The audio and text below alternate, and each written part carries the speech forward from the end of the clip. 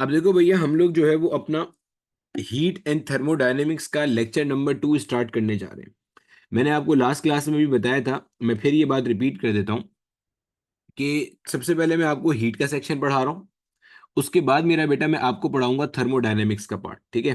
तो हीट का पार्ट आप जितने अच्छे से क्लियर करोगे, आपका थर्मोडायनेमिक्स का पार्ट जो है ना वो उतने तगड़े तरीके से क्लियर हो रहा होगा। एक दो चीजें मैं फिर रिपीट कर देता हूँ। वो दो तीन चीजें ये हैं, अगर आप बच्चे 3 स्टेप फॉलो कर रहे हो ना, पहले नंबर पे अगर आप क्लास के जो लेक्चर नोट्स है ना ये अपनी कॉपी में फेयर करते जा रहे हो, अच्छे से बनाते जा रहे हो। नंबर 2 पे क्लास के अंदर मैं जो क्वेश्चंस आपको करा रहा हूँ, क्लास के क्वेश्चंस जो मैं आपको करा रहा हूँ वो आप अच्छे तरीके से घर पे जाके प्रैक्टिस कर रहे हो। अच्छा, मुझे बाकी सब्जेक्ट का नहीं पता, इसलिए मैं बाकी सब्जेक्ट के बारे में कोई रायज़नी नहीं कर रहा कि आप उनके क्वेश्चंस इतनी बार प्रैक्टिस करो, इतनी बार करो। मुझे फिजिक्स का पता है कि मुझे फिजिक्स आपको कैसे सिखानी है, रट्टा नहीं लगवानी। जो क्वेश्चन मैं आपको क्लास में कराऊं ना उनको घर पे जाके आप 2 से 3 मर्तबा लाजमी प्रैक्टिस करो। अरे भैया, 2 और 3 5 घंटे की क्लास होती है, ठीक है, पूरे हफ्ते में। 2 घंटे की सैटरडे को है, 3 घंटे की संडे को है।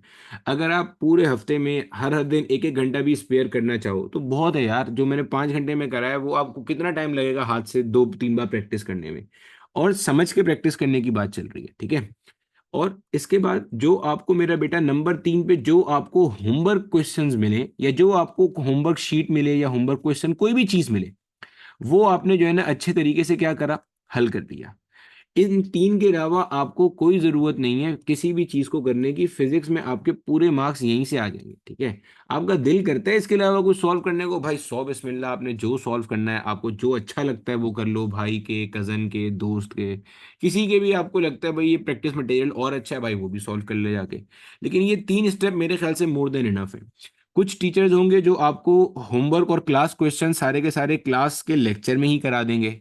अच्छा, मैं थोड़ा सा इस पे बिलीव करता हूँ कि बच्चा साथ साथ मेरे मेहनत करता चले, तो मैं क्लास में भी कराता हूँ, कुछ होमवर्क भी देता हूँ। हर टीचर का पढ़ाने का अपना अपना तरीका होता है। अच्छा, इसी तरीके से मेरा बेटा जो मैं आपको होमवर्क शीट दूंगा ना, उस होमवर्क शीट के हवाले से भी ना चीजें जरा सुन लेना कि आपने उनको किस तरह से अटेम्प्ट करना है। आपको जो होमवर्क शीट मिलेगी ना वो कुछ इस तरह से होगी। अभी मैं सुबह बैठा उसी पे वर्किंग कर रहा था, यहाँ पे आपको नजर आ रही होगी। ये शीट नंबर 2 है, बेसिकली शीट नंबर 1 भी आपको मिल जाएगी अभी, ठीक है।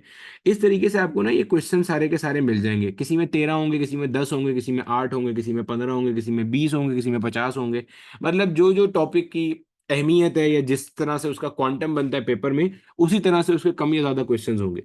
तो आपको जब होमवर्क शीट मिलेगी ना भैया, उसको करने का तरीका यही है। देखो मैं फिर बता रहा हूँ, ये स्टेप अगर आपने फॉलो किया हुआ है, सबसे पहले हैं क्लास नोट्स, उसके बाद हैं क्लास के क्वेश्चंस, ये क्लास के क्वेश्चंस हैं 2 से 3 मर्तबा।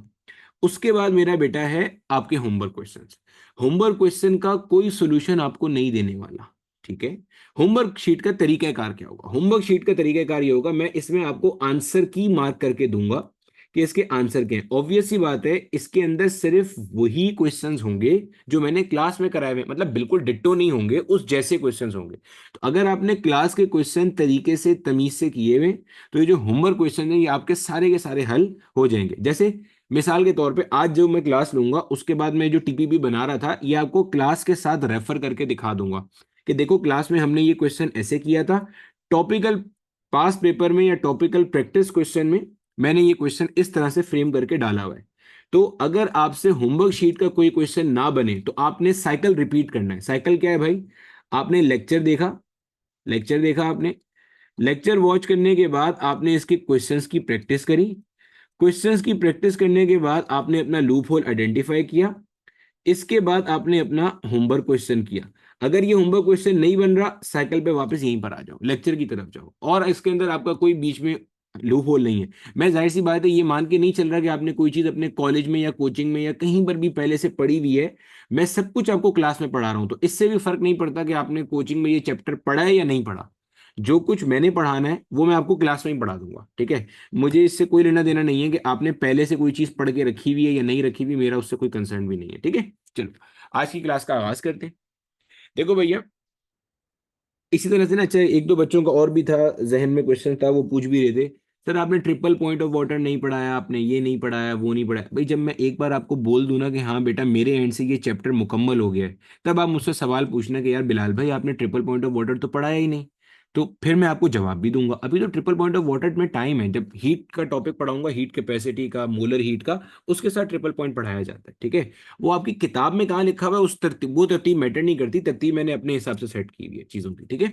चलो, अब बच्चे हमारे पास जो आज का टॉपिक है, जो हमने पढ़ना शुरू करना है, वो हमारे पास सबसे पहले है थर्मल एक्सपेंशन। कुछ चीजें लास्ट क्लास की मैं रिवाइज कर दूं जल्दी से। हमने पढ़ा था हीट, या जिसको आप थर्मल एनर्जी कह रहे थे, वो बेसिकली एक फॉर्म ऑफ एनर्जी था जो कि ट्रांजिशन कर रहा था, जो कि मूवमेंट कर रहा था from one body to the other body. कौन सी बॉडी से कौन सी बॉडी में जा रहा था? एक बॉडी थी जिसका टेम्परेचर ज्यादा था, वहां से निकल के उस बॉडी में जा रहा था जिसका टेम्परेचर कम था। फिर हमने कहा भाई टेम्परेचर डिफाइन होता है इंटरनल एनर्जी से, ठीक है। इंटरनल एनर्जी किसी बॉडी की ज्यादा होगी तो अल्टीमेटली उसका टेम्परेचर ज्यादा होगा, वो ज्यादा थर्मल एनर्जी गिव आउट करेगा, ज्यादा हीट एनर्जी गिव आउट करेगा। ठीक हो गया, समझ में आ गई बात। फिर हमने देखा था भाई टेम्परेचर को नापने के लिए हम क्या करते हैं, थर्मामीटर का इस्तेमाल करते हैं। थर्मामीटर के स्केल्स को कैसे कैलिब्रेट किया जाता है वो हमने सीखा, समझा, पढ़ा। हमने कहा भाई तीन स्टैंडर्ड यूनिट होते हैं, डिग्री सेल्सियस, केल्विन और डिग्री फ़ारेनहाइट। इसमें से एसआई वाला हमारे पास केल्विन होता है। अच्छा, बाय द वे मैं कुछ लिख नहीं रहा तो परेशान नहीं होना कि स्क्रीन पे कुछ दिख नहीं रहा या स्टक हो गई है, मैं बोल रहा हूँ, सिर्फ रिवाइज कर रहा हूँ लास्ट लेक्चर को, ताकि अगर किसी ने नहीं लिया हो तो हमारे साथ आ जाए। तो हमने फिर उसको देखा कि भाई स्केल्स हम कैलिब्रेट कैसे करते हैं। फिर हमने देखा कि यार उससे रिलेटेड क्वेश्चंस कैसे फ्रेम होते हैं, कि भाई डिवीजन के क्वेश्चन से क्या मुराद है, कि भैया आपके पास अगर मिसाल के तौर पे आपको अगर कभी भी कहा जाए कि आपके पास अ, 1 डिग्री सेल्सियस के ऊपर इतने डिवीजन का चेंज आया, तो बताओ फ़ारेनहाइट पे क्या चेंज आया, वो हमने देखा। फिर हमने ये भी देखा कि आपके पास इक्विवेलेंट टेम्परेचर का क्या कॉन्सेप्ट है, यानी कि मिसाल के तौर पे आपके पास किसी इन्वायरमेंट में एक थर्मामीटर रखा गया, उसका जो उसने जो टेम्परेचर रिकॉर्ड किया वो लेट से 5 डिग्री सेल्सियस था। इसी इन्वायरमेंट में डिग्री फ़ारेनहाइट पे भी कोई ना कोई टेम्परेचर आएगा, वो कितना होगा और कैसे निकालते हैं। फिर अगर आपका थर्मामीटर जो है उसके अंदर कोई और थर्मोमेट्रिक सब्सटेंस है, जिसके अंदर आपने कोई और प्रॉपर्टी यूज की हुई है, जैसे रेजिस्टेंस का चेंज यूज किया हुआ है, या आपने मिसाल के तौर पे प्रेशर का चेंज यूज किया हुआ है, या लेंथ या वॉल्यूम चेंज यूज किया हुआ है, तो उसको कैसे करना है, ये सब का सब हम पिछली क्लास में डिस्कस कर चुके हैं। चलो, आज की क्लास में हमारा सबसे पहला जो कॉन्सेप्ट है that is thermal expansion. Thermal expansion, thermal expansion के अंदर क्या सीन है भैया, देख लीजिए जरा। थर्मल एक्सपेंशन में सूरत हाल ये है, आपके पास बच्चे, हमें ये बात पता है कि हमारे पास कोई भी जो मैटर है ना, वो एटम से मिलके बनता है, ठीक है। एटम को हम बिल्डिंग ब्लॉक ऑफ मैटर कहते हैं। अब मान लो मेरा बेटा, यहाँ पे मेरे पास एक एटम है, ठीक है, और ये इस तरह से जैम पैक किस्म के एटम मौजूद है, सॉलिड का स्ट्रक्चर है, सिर्फ मिसाल से बात समझा रहा हूँ, ठीक है। अब देखो बच्चे, होता क्या है, ये जो एटम है, ये आपको पता है ये क्या करता है, ये वाइब्रेशनल मोशन करता है जब मैटर में होता है। क्यों? क्योंकि इसके पास इंटरनल एनर्जी होती है, और इंटरनल एनर्जी होने की वजह से ये क्या करता है, वाइब्रेट कर रहा होता है टू एंड फ्रो। जब ये वाइब्रेट करेगा तो अपने अगल बगल में पड़े हुए मॉलिक्यूल से टकराएगा, आप बोलोगे जी सर। इसी तरह से ये अपने बाजू आजू बाजू वाले मॉलिक्यूल के ऊपर फोर्स लगाएगा, आप बोलोगे जी सर। इसी तरह से कोई ना कोई मॉलिक्यूल जो है वो मेरा बेटा ऐसे दीवार के साथ भी चिपका हुआ होगा, इधर किसकी दीवार के साथ, कंटेनर या जो भी चीज है ये इसकी दीवार के साथ। ये जब ऐसे आगे जाएगा तो इस वॉल पे फोर्स लगा रहा होगा, आप बोलोगे जी सर। और इधर से अपने पीछे वाले मॉलिक्यूल पे भी फोर्स लगा रहा होगा, बिल्कुल ऐसे ही होगा। अब मेरा बेटा, अगर मैं इसको हीट एनर्जी प्रोवाइड करता हूँ, ठीक है, अगर मैं क्या करता हूँ, इसे हीट एनर्जी देता हूँ, हीट एनर्जी के लिए हम आगे चल के क्यू का सिंबल यूज कर रहे होंगे। जैसे ही मैं इसको मेरा बेटा क्या करूंगा, हीट एनर्जी दे रहा हूंगा, अल्टीमेटली होगा क्या, समझिएगा यहाँ पे बात को। जैसे ही मैं इसको हीट एनर्जी दूंगा तो इसकी जो काइनेटिक एनर्जी है वो क्या होगी, बढ़ जाएगी। क्यों भाई? क्योंकि kinetic energy internal energy form करती है, जब इसे हीट एनर्जी मिलेगी तो इसकी इंटरनल एनर्जी बढ़ेगी, काइनेटिक एनर्जी बढ़ेगी। काइनेटिक एनर्जी के बढ़ने का मतलब ये है मेरा बेटा कि जिस जो इसकी स्पीड है वो बढ़ जाएगी। काइनेटिक एनर्जी का बेसिक मैकेनिक्स का फॉर्मूला जो हमें हमेशा से पढ़ाया जाता है वो क्या होता है, ½ mv², यही पढ़ाया जाता है ना, ½ mv²। स्पीड बढ़ जाएगी, अच्छा जी। फिर क्या होगा मेरा बेटा, ये जो इसका एम्पलीट्यूड ऑफ मोशन है, सर एम्पलीट्यूड ऑफ मोशन क्या होता है भैया, एम्पलीट्यूड ऑफ मोशन ये होता है, मान लो ये आपका मॉलिक्यूल था, ये मैक्सिमम यहां तक जा सकता था और यहां पे भी ये मैक्सिमम यहां तक जा सकता था। जब आपने इसकी एनर्जी बढ़ाई तो अब इसका एम्पलीट्यूड ऑफ वाइब्रेशन बढ़ गया, ये ज्यादा दूर तक जा रहा है अपने मीन पॉइंट से, ये कहलाता है एम्पलीट्यूड का बढ़ जाना। तो इसका एम्पलीट्यूड ऑफ वाइब्रेशन मेरा बेटा क्या होगा, बढ़ जाएगा। गोया कि ये पहले के मुकाबले में ज्यादा फोर्स अप्लाई करना शुरू हो जाएगा वॉल्स के ऊपर और अपने अगल बगल वाले एटम के ऊपर। ऐसे ही है। इस फिनोमिना की वजह से आपके पास क्या होता है, ये जो जो भी मटेरियल है इसके अंदर थोड़ा सा क्या होता है, एक्सपेंशन आना शुरू हो जाता है। यानी कि ये मटेरियल अपनी जगह से थोड़ा सा क्या होगा, एक्सपेंड कर जाएगा। दिस फिनोमिना, ये जो एक्सपेंशन आ रहा है ना इसके अंदर, ये फिनोमिना कहलाता है मेरे बच्चे थर्मल एक्सपेंशन। यानी कि expansion due to the temperature change of the material. ठीक है, ये आपके पास पूरा फिनोमिना क्या कहलाता है, थर्मल एक्सपेंशन। अब भैया हमारे पास जो है ना, वो पता है हमारी जो रियल वर्ल्ड है उसके अंदर टोटल 3 डायमेंशंस होती हैं। अच्छे से देखना, हमारे पास टोटल कितनी डायमेंशंस होती हैं, 3 डायमेंशंस होती हैं। ऑर्डिनरी स्पेस जो होती है, एक्स, वाई और जेड। अब अच्छा, ये जेड के बारे में भी ध्यान में रख लो। ये जो जेड आपको ऐसे नजर आ रहा है ना, ये आउटवर्ड आ रहा है, ये ऐसे नीचे की तरफ नहीं है। ये ऐसे मेरा बेटा, ये ऐसे नहीं जा रहा, ये आउटवर्ड आ रहा है। आउटवर्ड से क्या मुराद है, यानी अगर आप किसी मोबाइल पे, लैपटॉप पे, टैबलेट पे, जहां पे भी ये लेक्चर देख रहे हो, तो ये स्क्रीन से बाहर की तरफ आ रहा है ये। ठीक है, ये सिमिलरली इनवर्ट जा रहा है, ये जेड नेगेटिव होगा जैसे एक्स नेगेटिव होता है और वाई प्राइम वाई नेगेटिव होता है। ठीक है भैया। अच्छा, अब देखो मेरा बच्चा, आपके पास सूरत हाल क्या चीज है, ऐसा ऐसा समझो। हमारे पास टोटल 3 डायमेंशन हैं। अब हो सकता है आपके पास किसी मटेरियल के अंदर सिर्फ एक डायमेंशन में एक्सपेंशन आ रही हो। जैसे मान लो आपके पास कोई रॉड है। रॉड रॉड टिपिकली फिजिक्स में ऐसी चीज को कहते हैं जिसकी सिर्फ लेंथ होती है, ब्रेथ नहीं होती या डेप्थ नहीं होती। ठीक है, हाइट नहीं होती। हो सकता है किसी के अंदर 2 डायमेंशनल एक्सपेंशन आ रही हो, जैसे आपके पास कोई प्लेनर एरिया है, कोई प्लेन है। प्लेन जो है ना मेरा बेटा, वो फिजिक्स के अंदर किसी ऐसी चीज को कहते हैं जिसके पास 2 डायमेंशन होती है। मान लो इस तरह की एक चीज है, ये प्लेन कहलाती है। प्लेन से क्या मुराद है भाई, देखो इसके अंदर आपके पास ना 2 डायमेंशन है। सर 2 डायमेंशन कैसे एक्सप्लेन करें बेटा, एक डायमेंशन ये है, एक डायमेंशन ये है, देखो नजर आ रही है। 2 डायमेंशन है आपके पास टोटल, इसकी कोई ऐसे डेप्थ नहीं है। ठीक है, तो कोई प्लेन हो सकता है, या ऐसा भी हो सकता है कि मेरा बेटा उसके अंदर तीनों डायमेंशन में क्या हो रहा हो, इजाफा हो रहा हो। 3 डायमेंशन से क्या मुराद है, आपके पास कोई क्यूबॉइड है, कोई भी 3 डायमेंशन वाली चीज है। ठीक है, उसकी तीनों डायमेंशन में क्या हो रहा है, इजाफा आ रहा है। तो इसका मतलब हमें समझ में आ गया कि जब किसी बॉडी को आप हीट देते हो तो उसके या तो 1D या 2D या 3D एक्सपेंशन में से कोई चीज हो सकती है। अब मेरा बेटा आपके पास जो सॉलिड्स है, सॉलिड्स सॉलिड जो है ना, वो तीनों तरह की एक्सपेंशन शो कर सकते हैं। 1D भी कर सकते हैं, 2D भी कर सकते हैं और 3D भी कर सकते हैं। मैंने अभी आपको मिसालें दी, लिख भी देता हूं।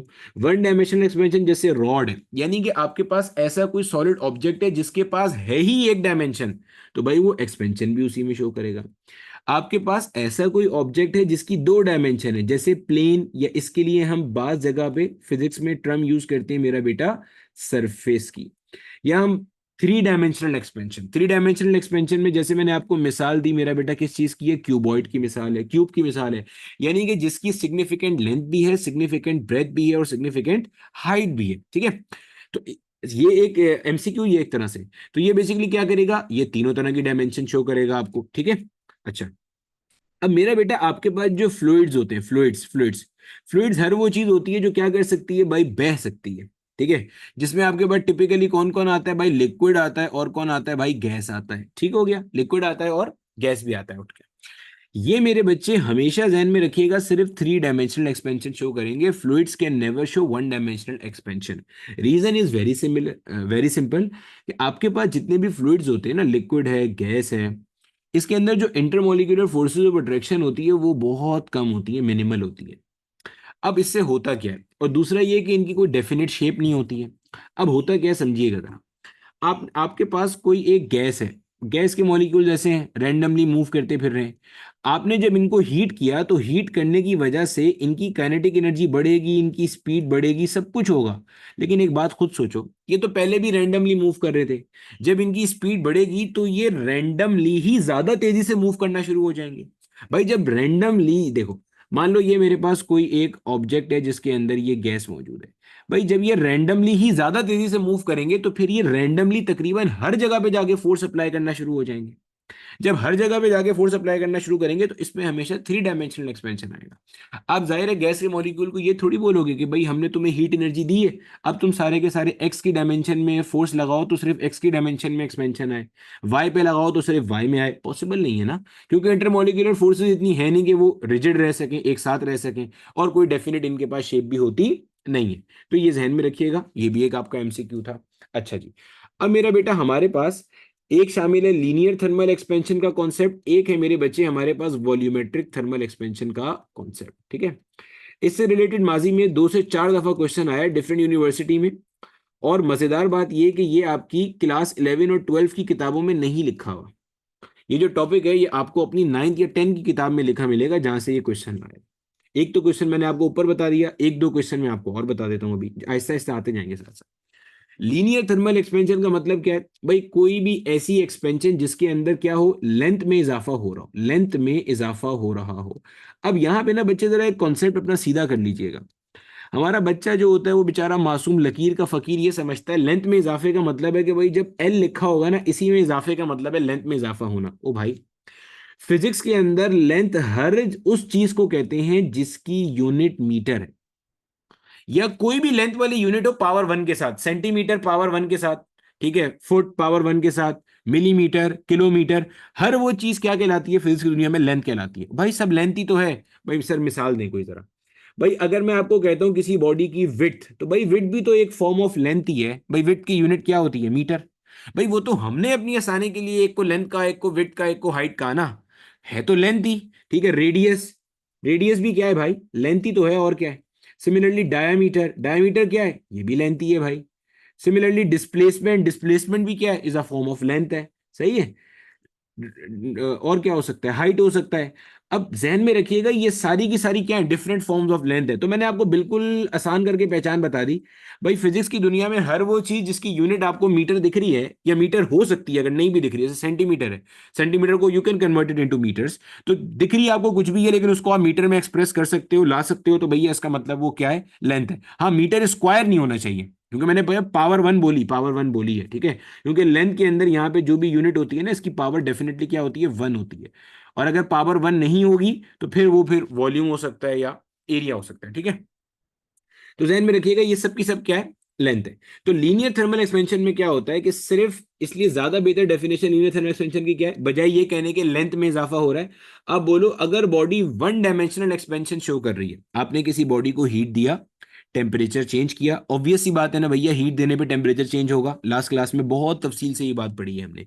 किसी भी बॉडी को आपने हीट दिया, या डेल्टा टी हुआ, टेम्परेचर चेंज हुआ, और बॉडी के पास 1 डायमेंशन में एक्सपेंशन आया। 1 डायमेंशन का मतलब भाई बिल्कुल सिंपल, लेंथ में इजाफा हो गया, या ब्रेथ में इजाफा हो गया, या हाइट में हो गया। अब यहाँ पे नेचुरली बच्चे के जहन में क्वेश्चन आता है, सर ये कैसे हो सकता है कि अगर बॉडी के पास लेंथ भी है, ब्रेथ भी है, हाइट भी है, तो सिर्फ लेंथ में इजाफा हो रहा है। हाँ, ऐसा नहीं हो सकता, जहन में रखिएगा। अगर हम कभी भी लीनियर थर्मल एक्सपेंशन की बात कर रहे हैं तो यहां पे हमारी मुराद टिपिकली सिर्फ वही सॉलिड्स हैं जिनके पास एक ही डायमेंशन था सिग्निफिकेंट, और उसी डायमेंशन में चेंज आ रहा है। जाहिर है ये तो पॉसिबल ही नहीं है ना भाई कि अगर किसी बॉडी के पास एक्स वाई जेड तीनों डायमेंशन मौजूद हैं, आप उसे हीट दो तो सिर्फ एक्स में इजाफा हो। भाई हीट तो वाई को भी मिल रही है, जेड को भी मिल रही है, तो भाई तीनों बढ़ेंगी वो। तो मैं यहाँ पे लेट से रॉड की बात करूं, अब रॉड के पास वाई और जेड है ही नहीं इतनी सिग्निफिकेंट कि उसकी डायमेंशन को हम कुछ कंसीडर करें, तो सिर्फ लेंथ क्या होगी, बढ़ रही होगी। तो ये होता है आपके पास लीनियर थर्मल एक्सपेंशन।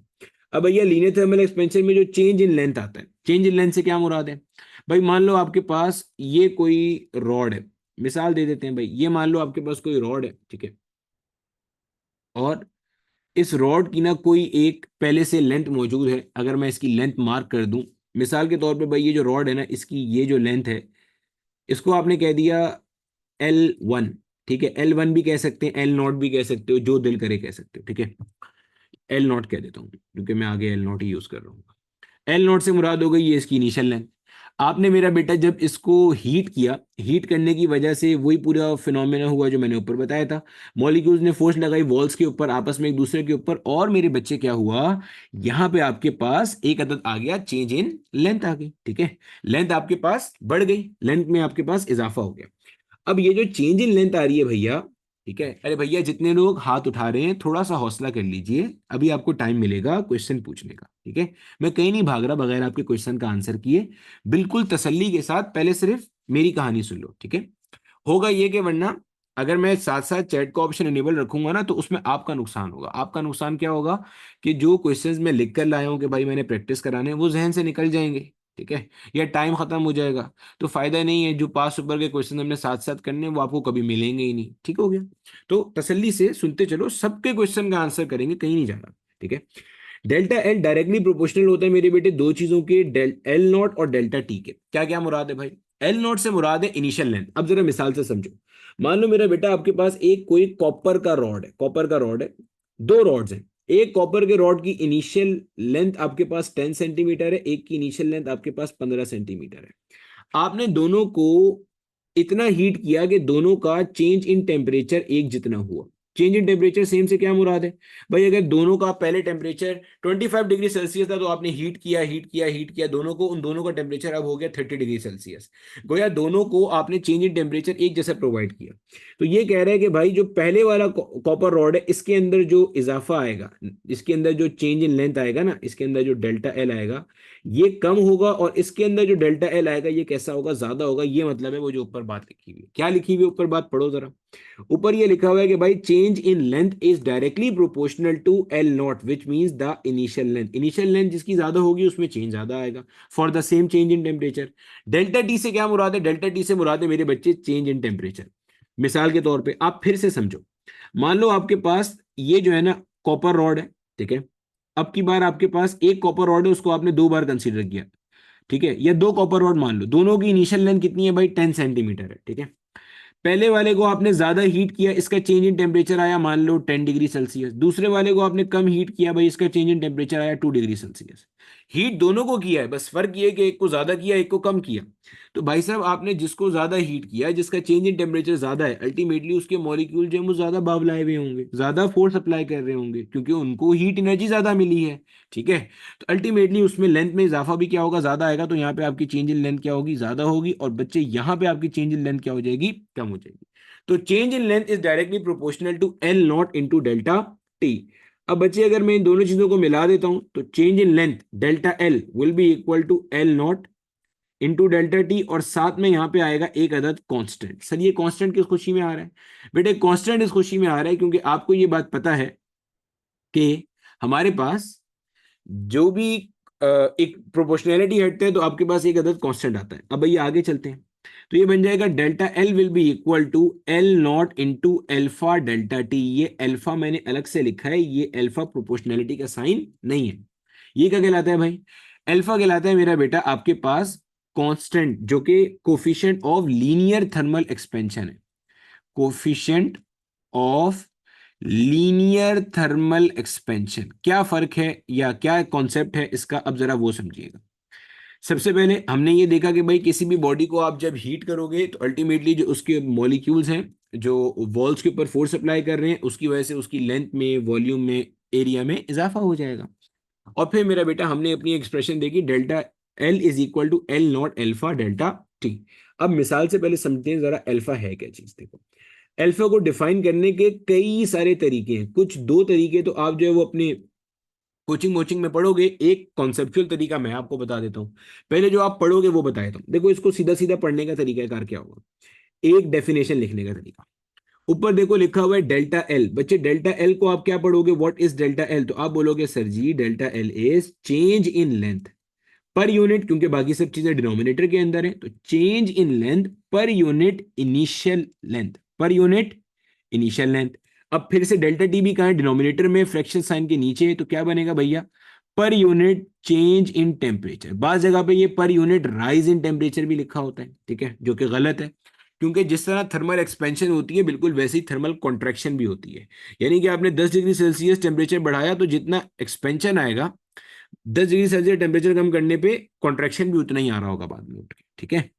यही वजह है कि आपके पास, आपने कभी नोट किया होगा कि जो ये जो रेलवे ट्रैक्स होते हैं इनके अंदर जो एडजेसेंट रेल्स होती है उनके दरम्यान में गैप रखा जाता है। समर में वो गैप कम हो जाता है और विंटर में वो गैप वापस अपनी जगह पे आ जाता है। वजह क्या होती है? वजह ये होती है कि समर में टेम्परेचर बढ़ता है तो मेटल एक्सपेंड कर जाता है, विंटर में टेम्परेचर कम होता है तो वो गैप वापस अपनी जगह पे आता है या थोड़ा पीछे चले जाता है अगर पहले की निस्बतन मजीद कम हो जाए। तो चेंज इन लेंथ कैसे पढ़ रहे हैं? देखो, change in length per unit initial length per degree rise इन, या per unit change in temperature, जो कि मैंने आपको यहाँ पे लिखवाया है। ठीक है, एक तरीका ये रहा। एक और तरीका मेरा बेटा इसी फॉर्मूले को पढ़ने का, वो यहां से, अच्छा ये चीज भी समझ लेना, हमारे पूरे फिजिक्स में ये चीज हमें हेल्प करेगी, पूरे फिजिक्स में। तो यहाँ पे मैं लिखवा रहा हूं, समझ लेना बच्चे। पूरे फिजिक्स में हम बार बार एक चीज पढ़ेंगे जिसको आप कहते हो fractional change, fractional change in something. ठीक है, कभी भी आपका एग्जामिनर पूछे ना fractional change in something, fractional change से क्या मुराद है? भाई मैं कहता हूं फ्रैक्शनल चेंज इन वेवलेंथ, बता क्या होती है भाई? तो आप बोलोगे sir ji delta lambda divided by lambda naught, यानी कि ऊपर आएगा चेंज, यानी कि जिस भी चीज का फ्रैक्शनल चेंज निकाल रहे हैं उसकी जो चेंज आएगा वो ऊपर आएगा, और इसकी मेरा बेटा जो इनिशियल वैल्यू है, जाहिर है अगर चेंज ऊपर आ रहा है तो इसका मतलब पहले कुछ और था ना, बाद में कुछ और हो गया, तो चेंज ऊपर आएगा और इनिशियल वैल्यू नीचे आएगी। अब इसी तरह से, अब जैसे मिसाल के तौर पे अभी मैं कल परसों अपना डॉपलर इफेक्ट का लेक्चर शूट कर रहा था, अब उसमें माजी के जब क्वेश्चन फ्रेम कर रहा था तो उसमें एक क्वेश्चन आया हुआ था फ्रैक्शनल चेंज इन फ्रीक्वेंसी, जो कि ऑब्जर्वर हट सुनता है, ठीक है, ऑब्जर्वर को मिलती है। तो उसको आप क्या लिखोगे? Delta F divided by F not. F not क्या है भाई? जो एक्चुअल फ्रीक्वेंसी है that is being emitted by the source. Delta F क्या है? जो चेंज इन फ्रीक्वेंसी है, डॉपलर शिफ्ट इन फ्रीक्वेंसी है। और आसान कर लो, मैं कहता हूं भाई फ्रैक्शनल चेंज इन वेलोसिटी बता दे भाई, तो आप बोलोगे सर कोई मसला ही नहीं है, delta V divided by V one. Sir V one V naught एक ही चीज होता है, इनिशियल। मैं बोलता हूं भाई फ्रैक्शनल चेंज इन रेजिस्टेंस बता दे, तो आप बोलोगे भाई delta R divided by R naught. R naught बोलो, इनिशियल रेजिस्टेंस डेल्टा। ठीक है, तो फ्रैक्शनल चेंज क्या है? Change in something divided by initial value of that same something. ठीक है, अब यहां पे इसको मैं क्या पढ़ूंगा समझो, ये है fractional change in length. Fractional change in length बोले तो change in length divided by जो भी आपकी इनिशियल लेंथ थी। अब मेरा बेटा यहां पे आपके पास ये फॉर्मूला बन गया। अच्छा, कभी कभार आपको ना परसेंटेज चेंज भी निकालने बोलता है, तो कोई दिक्कत नहीं है, अगर परसेंटेज चेंज बोलेगा, ये सब अपने नोट्स में लाजमी लिख लेना, पूरे फिजिक्स में अब आगे कहीं भी आएगा तो मैं डायरेक्टली यूज करूंगा, तो आपको पता होना चाहिए फ्रैक्शनल चेंज को मैंने कैसे डिफाइन कर दिया था। और ये यहां नहीं आएगा, हर चैप्टर में तकरीबन फ्रैक्शनल चेंज के क्वेश्चन मिल रहे होंगे। ठीक है, तो परसेंटेज चेंज में क्या होगा भाई? जो तूने फ्रैक्शनल चेंज निकाला था ना, delta lambda upon lambda naught, मिसाल से समझा रहा हूं, उसको सिंपल सिंपल क्या कर भाई, 100 से मल्टीप्लाई कर दे, बस और कुछ नहीं करना। जो फ्रैक्शनल चेंज था when you multiply it by 100 तो it will become the percentage fractional change या परसेंटेज चेंज, बस दैट्स इट। ठीक है, अच्छा अब आ जाओ भाई आगे। इसको लिखने का एक और तरीका मैं आपको बता रहा था, तो आप क्या बोलोगे? आप बोलोगे भाई फ्रैक्शनल चेंज इन लेंथ, और बाकी क्या बच गया? Delta T. Fractional change in length per unit change in temperature, fractional change in length per unit change in temperature. ठीक हो गया? अच्छा, दो चीजें यहां पे जरा और सुन लो। क्या? पहली चीज, अगर आपसे यहां पूछी जाए इसकी यूनिट, तो भैया यूनिट आपने जहन में रखनी है इसकी, है डिग्री सेल्सियस इनवर्स या केल्विन इनवर्स। अब अगर किसी के जहन में ये क्वेश्चन आता है कि सर डिग्री सेल्सियस इनवर्स या केल्विन इनवर्स में से केल्विन इनवर्स होनी चाहिए ना, क्योंकि टेम्परेचर की ऐसा यूनिट तो केल्विन है, तो इसका एतराज का जवाब मैं कल दे चुका हूं, फिर सुन लो। डेल्टा टी मैंने आपको कहा था, चाहे आप डिग्री सेल्सियस में निकालो चाहे केल्विन में, answer will come out to be same. पूछोगे क्यों? इसलिए कि मेरा बेटा डिग्री सेल्सियस और केल्विन स्केल पे नंबर और डिविजन्स कैसे होते हैं? एक बराबर होते हैं। तो भाई जब डिविजन्स एक बराबर है तो चेंज में कोई फर्क नहीं आता। यही बात हमने कल पढ़ी थी, बल्कि सॉल्व करके भी देखी थी। ठीक है, दूसरी चीज, ये जो मेरा बेटा अल्फा है, ये बेसिकली आपके पास है मटेरियल बेस कांस्टेंट। कैसा कांस्टेंट है? Material base constant. अब सर ये मटेरियल बेस कांस्टेंट क्या भला है? बच्चे मटेरियल बेस कांस्टेंट किसी ऐसे कांस्टेंट को कहते हैं जो कि मटेरियल के चेंज होने से चेंज हो जाएगा। जैसे कॉपर के लिए ये कुछ और होगा, ब्रास के लिए कुछ और होगा, एल्यूमिनियम के लिए कुछ और होगा। अब एक और सवाल जो अमूमी तौर पे सिंध बोर्ड वालों का होता है। अच्छा, मैं किसी बोर्ड को वो नहीं करता डिमोटिवेट, परेशान नहीं हो जाना, ठीक है। हर बोर्ड की किताब बहुत अच्छी है, बल्कि मेरी पर्सनल फेवरेट बलूचिस्तान बोर्ड की टेक्स्ट बुक है जो सबसे अच्छी लिखी हुई है। और सिंध की जो अभी नई क्लास 11 की किताब आई है वो भी मेरी फेवरेट है, बहुत अच्छी लिखी हुई है। ठीक है, तो इससे परेशान नहीं होना। ये बस इसलिए बता रहा हूँ कि एग्जामिनेशन सिस्टम जो है ना वो सिंध बोर्ड का कुछ ऐसा है कि उसमें रट्टे पे थोड़ा ज्यादा फोकस होता है, इसलिए बता रहा हूँ कि अमूमन बच्चे ये क्वेश्चंस पूछ रहे होते हैं। ठीक है, तो परेशान नहीं हो जाना, सारे बोर्ड एक बराबर है भाई, मैंने खुद सिंध बोर्ड से ही पढ़ा हुआ है। अच्छा, क्वेश्चन ये आता है कि सर अल्फा की डिफरेंट वैल्यू जो किताब में दी हुई होती है, क्या वो हमें याद करनी है? नहीं याद करनी भाई, ठीक है, अल्लाह के वास्ते कोई वैल्यू याद नहीं करना। वैसे तो आप वो याद हो भी नहीं सकती, ठीक है। अब कोई बहुत चैंपियन है रट्टे में तो शायद हो भी जाए, कोई जरूरत ही नहीं है। जहां भी आपको सवाल कराऊंगा उसमें जो कोई ऐसी वैल्यू होगी ना मेरे भाई, वो लिख के दी हुई होगी, कोई टेंशन की जरूरत नहीं है। जहां कोई याद करने वाली चीज होगी मैं खुद बता दूंगा आपको, परेशान नहीं होना। वो फिजिक्स में बहुत ही कम होगा। शायद मेरी पूरी 100 क्लासों में से ना शायद किसी एक क्लास के छोटे से हिस्से में बोलूंगा भाई ये चीज याद कर ले तो। और कुछ नहीं याद करना, सब समझना है। फिजिक्स में ए टू जेड समझने का काम है, कुछ याद नहीं करना। अब देखो, ये हो गई दो तीन चीजें। अब देखो भैया, आपको मैंने वो दो तरीके बता दिए जिन दो तरीकों पे हमारे पास किताब में डेफिनेशन लिखी होती है, या आप किसी कोचिंग वोचिंग में पढ़ोगे तो आपको ये डेफिनेशन कोचिंग कॉलेज के टीचर पढ़ा देंगे। अब अभी तक कॉन्सेप्ट समझ में नहीं आया अल्फा है क्या। देखो, जब भी मैं कोई लेक्चर आपको डिलीवर करूं, कोशिश करना कि आप वहां पे कॉन्सेप्ट को फील करते चलो। मैं आपको मिसाल से बात समझाता हूं, फिर मैं आपको अल्फा का कॉन्सेप्चुअल डेफिनेशन देता हूं। देखो, अगर मेरा बेटा मुझे किसी को समझाना हो, कोई छोटा सा बच्चा है, उसको मैंने समझाना हो कि यार फोर्स क्या है, ठीक है। अब मुझे समझाना है उसे फोर्स क्या है। अब फोर्स को बताने का एक तरीका तो ये है कि भाई product of mass and acceleration is force. मैंने बात ठीक बोली है, गलत थोड़ी बोली है। मास और एक्सेलरेशन का प्रोडक्ट फोर्स होता है, बचपन से आप पढ़ते आए, F=ma। उसे उसे याद तो हो जाएगा लेकिन समझ नहीं आएगा। उसी तरह मुझे थोड़ा और मुश्किल करना है, मैं बोलूं भाई derivative of momentum with respect to time is force. अभी आप में से कई लोगों को समझ में नहीं आया, ठीक है। ये बेसिकली आपने अपने क्लास 11 में पढ़ा होगा, F=Δp/Δt। इसी को जो है ना वो अच्छी दुनिया में हम ऐसे डिफाइन कर देते हैं, dp/dt, derivative of momentum with respect to time.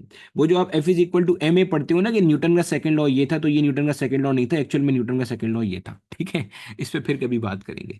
तो derivative of momentum with respect to time, अब भी शायद याद तो वो कर ले, रट्टा मार ले भाई, डी का एक सिंबल बनाना है, पी बनाना है, ऊपर एक अजीब सा एरो बनाना है, नीचे d/dt बनाना है। समझ नहीं आया। हाँ, अब देखो मैं उसे समझाता हूँ। समझाने के लिए क्या है, मैं उसको बोलूंगा भाई कभी तूने जूस का डब्बा पिया है? बोलेगा जी सर पिया है। मैं बोलूंगा जूस का डब्बा पीने के बाद हम पाकिस्तानी लोग उसके साथ क्या करते हैं? बोलेगा सर हम उसके अंदर हवा भरते हैं और फिर पटाखा फोड़ते हैं। मैं बोलूंगा बिल्कुल ऐसे ही है। अब देख, तूने हवा भरी, हवा भर के तूने डब्बा नीचे फेंक दिया, उसके ऊपर एक जोरदार छलांग मारी, फिर क्या होगा? वो धमाके से फट जाएगा। ये है फोर्स। फोर्स ने क्या किया? उस डब्बे की शक्ल चेंज कर दी।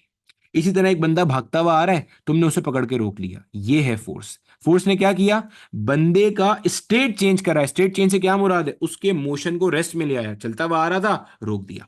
बंदा रुका हुआ है, तुमने जाके उसे धक्का दे दिया, ये है फोर्स। वो रुका हुआ था, आप उसे मोशन में ले आए। तो दोनों डेफिनेशन में फर्क नजर आ रहा है। कोशिश करना जब आप मुझसे फिजिक्स पढ़ो तो आप दूसरी डेफिनेशन पे अमल करने वाले बनो, पहली पे ना बनो। पहली में पढ़ाना बहुत आसान है। ये 4 फॉर्मूले लिख दिए भाई याद कर ले इसको, ये 6 फॉर्मूले लिख दिए भाई याद कर ले, ऐसे नहीं। ऐसे करोगे फिर सारी जिंदगी फिजिक्स में यही होगा, सर इस किताब का क्वेश्चन आया था, उससे नहीं आया, उससे आया था, मेरे बोर्ड से नहीं आया। ये तो पीएमडीसी वाले हैं ही उल्लू। वो तो क्या करते हैं कि भाई फेडरल बोर्ड से क्वेश्चन पूछते हैं, पंजाब बोर्ड से मोहब्बत है, सिंध बोर्ड वालों के साथ जुल्म हो रहा है, ठीक है। ए लेवल के क्वेश्चन पूछ लिए हमसे। कोशिश करो फिजिक्स को सीखो। न्यूटन ने अपने 3 कानून दिए थे, वो 3 कानून तो सारी दुनिया की किताबों में एक ही तरह से लिखे होते हैं। हाँ, बस होता क्या है कि कोई जो लिखने वाला ऑथर है वो ऐसे लिखता है, कोई लिखने वाला ऑथर ऐसे लिखता है, कोई लिखने वाला ऑथर मेरी तरह लिखता है। जाहिर है मैं भी दुनिया में पहला इंसान तो नहीं हूँ जो फिजिक्स को ऐसे पढ़ा रहा हूँ। बहुत सारे ऑथर हैं जो बड़ी अच्छी फिजिक्स लिखते हैं, मतलब वो फिजिक्स को फिजिक्स के मायने में लिखते हैं, फिजिक्स को मैथ से नहीं समझाते, ठीक है। चलो अब आते हैं अल्फा की तरफ और समझते हैं। देखो भाई, आपको ये बात समझ में आ गई ना कि कोई भी आपके पास मटेरियल है, जब उसे हीट करेंगे तो भाई उसके अंदर क्या होगा? इजाफा आएगा। समझ जाती है बात की। अल्फा सिर्फ ये बताता है, गौर से सुनना, अल्फा क्या बताता है? अल्फा भाई फकत सिर्फ इतना बताता है कि अगर किसी बॉडी का टेम्परेचर 1 डिग्री सेल्सियस या 1 केल्विन बढ़ा दिया जाए, भाई किसी भी बॉडी का टेम्परेचर आपने 1 डिग्री सेल्सियस या 1 केल्विन बढ़ा दिया, तो मेरे बच्चे इसकी लेंथ में जितना भी चेंज आएगा, जितना भी चेंज आएगा, जितना भी चेंज आएगा इसकी लेंथ में, वो पर यूनिट लेंथ बेसिकली होता है, लेकिन आप आसानी के लिए समझ लो, जितना भी चेंज आएगा ना इसकी लेंथ में, वो बेसिकली क्या कहलाता है? अल्फा कहलाता है। अब अगर किसी मटेरियल के अल्फा की वैल्यू ज्यादा है और किसी मटेरियल के अल्फा की वैल्यू कम है, तो इसका मायना क्या है समझिएगा। भाई दो मटेरियल ले लिया मैंने, उठा लिया, ठीक है। किताब खोलोगे आपको पूरी लिस्ट मिल जाएगी, किसी का जाहिर है अल्फा ज्यादा होगा, किसी का कम होगा, अलग अलग है ना, तो अल्फा मटेरियल बेस्ड कांस्टेंट है, ठीक है। अब देखो, किसी का अल्फा ज्यादा है, किसी का अल्फा कम है, तो अब अल्फा बता क्या रहा है? आपने दोनों को इतना हीट किया कि दोनों का टेम्परेचर 1 1 डिग्री सेल्सियस बढ़ गया। भाई मान लो पहले दोनों का टेम्परेचर था 50 डिग्री सेल्सियस, आपने हीट किया, अब 51 हो गया, ठीक है। अब दोनों के अंदर इजाफा होगा लेंथ का, तो भाई जितना जितना इजाफा हो रहा है वो अल्फा है। 1 डिग्री सेल्सियस टेम्परेचर बढ़ाने पर जितना भी इजाफा लेंथ में हो जाए पर unit length, that is basically alpha. ये अल्फा होता है आपके पास, सिंपल हो गया कॉन्सेप्ट, ठीक है। तो ये आपके पास सीधा सीधा अल्फा था हमारे पास। और मेरा बेटा इसके अंदर एक चीज और ध्यान में रखिएगा, वैसे तो ये बेसिक बातें पता होगी लेकिन फिर भी नोट्स के लिए लाजमी, डेल्टा एल पॉजिटिव भी हो सकता है नेगेटिव भी हो सकता है, जैसे मैंने अभी आपको बताया थोड़ी देर पहले। जैसे थर्मल एक्सपेंशन होती है ना, कॉन्ट्रैक्शन भी हो जाती है। एक्सपेंशन में क्या होगा भाई, जाहिर सी बात है जो आपके पास फाइनल लेंथ होगी, फाइनल लेंथ मेरा बेटा अगर आपके पास आपकी इनिशियल लेंथ से ज्यादा है तो जाहिर है आप डेल्टा एल के लिए पॉजिटिव लगाओगे, और डेल्टा एल आएगा भी पॉजिटिव, भाई फाइनल माइनस इनिशियल करेगा क्या आएगा, पॉजिटिव ही आएगा ना, और क्या आएगा, ठीक है। सिमिलरली नेगेटिव कब होगा, जब मेरा बेटा आपके पास जो फाइनल लेंथ है ये क्या हो जाएगी, ये कम हो जाएगी किसके मुकाबले में, इनिशियल लेंथ के मुकाबले में। सिंपल है। अगर लेंथ डिक्रीज हो रही है, भाई कॉन्ट्रैक्शन हो रहा है, आप टेम्परेचर कम करते जा रहे हो, तो अल्टीमेटली क्या होगा, delta L will B negative, ठीक हो गया। अब ये मेरा बच्चा हमारे पास था लीनियर थर्मल एक्सपेंशन का फिनोमिना जो कि हमने समझा। अब इसी के अंदर डायमेंशन भी पूछ लेता है, बल्कि डायमेंशन को चैप्टर 1 में ही देखेंगे, अभी भाड़ में डालो, ठीक है। अब इसी के अंदर भैया हम स्टार्ट करते हैं हमारा जो वॉल्यूमेट्रिक थर्मल एक्सपेंशन है। यहां तक पहले मुझे बता दो बच्चे, हर चीज सबको क्लियर है। वॉल्यूमेट्रिक थर्मल एक्सपेंशन में मुझे कोई भी चीज दोबारा नहीं सिखानी होगी, सब कुछ हम पढ़ चुके हैं। सिर्फ और सिर्फ हमने कॉपी पेस्ट करना होगा चीजों को यहां से उठा के। बोलो भाई, क्लियर है सब चीज?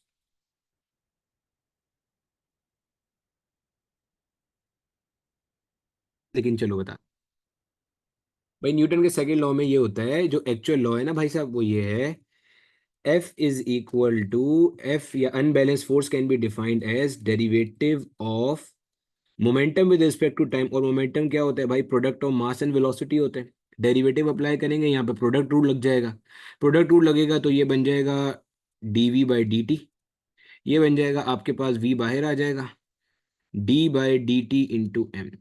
बस ये होता है आपके पास एक्चुअल जो फॉर्मूला होता है डेरिवेटिव का प्रोडक्ट रूल लगाने के बाद। अब आपको जो पढ़ाया जाता है वो सिर्फ इतना पार्ट होता है, F is equal to M A, सिर्फ ये वाला पार्ट है, F is equal to M A, वो आगे वाला पार्ट आपको नहीं पढ़ाया जाता, ठीक है।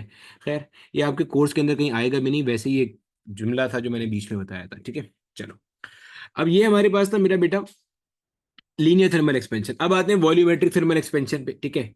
अब मान लीजिए आपके पास कोई भी ऐसा सॉलिड मौजूद है, कोई भी ऐसा सॉलिड मौजूद है मिसाल के तौर पे जिसके अंदर आपके पास क्या सीन हो रहा है कि 3 डायमेंशन में इजाफा आ रहा है, ठीक है, 3 डायमेंशनल एक्सपेंशन आपके पास हो रहा है।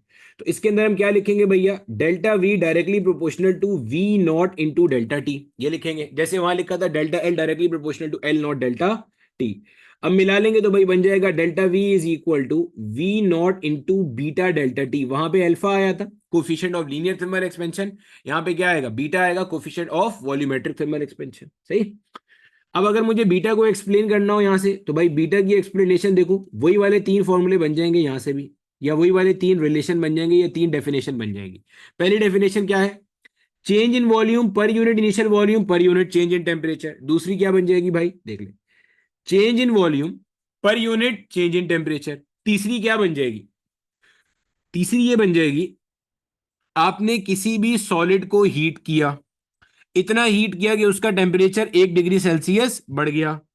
अब उसके वॉल्यूम में जितना इजाफा आएगा, उसके वॉल्यूम में जितना चेंज आएगा, जितना इजाफा होगा, वो आपके पास क्या कहलाता है, बीटा कहलाता है। तो बीटा क्या है, अगर बॉडी का टेम्परेचर 1 केल्विन या 1 डिग्री सेल्सियस बढ़ा दिया जाए, तो इसके नतीजे में बॉडी का जो वॉल्यूम है उसमें कितना चेंज आएगा।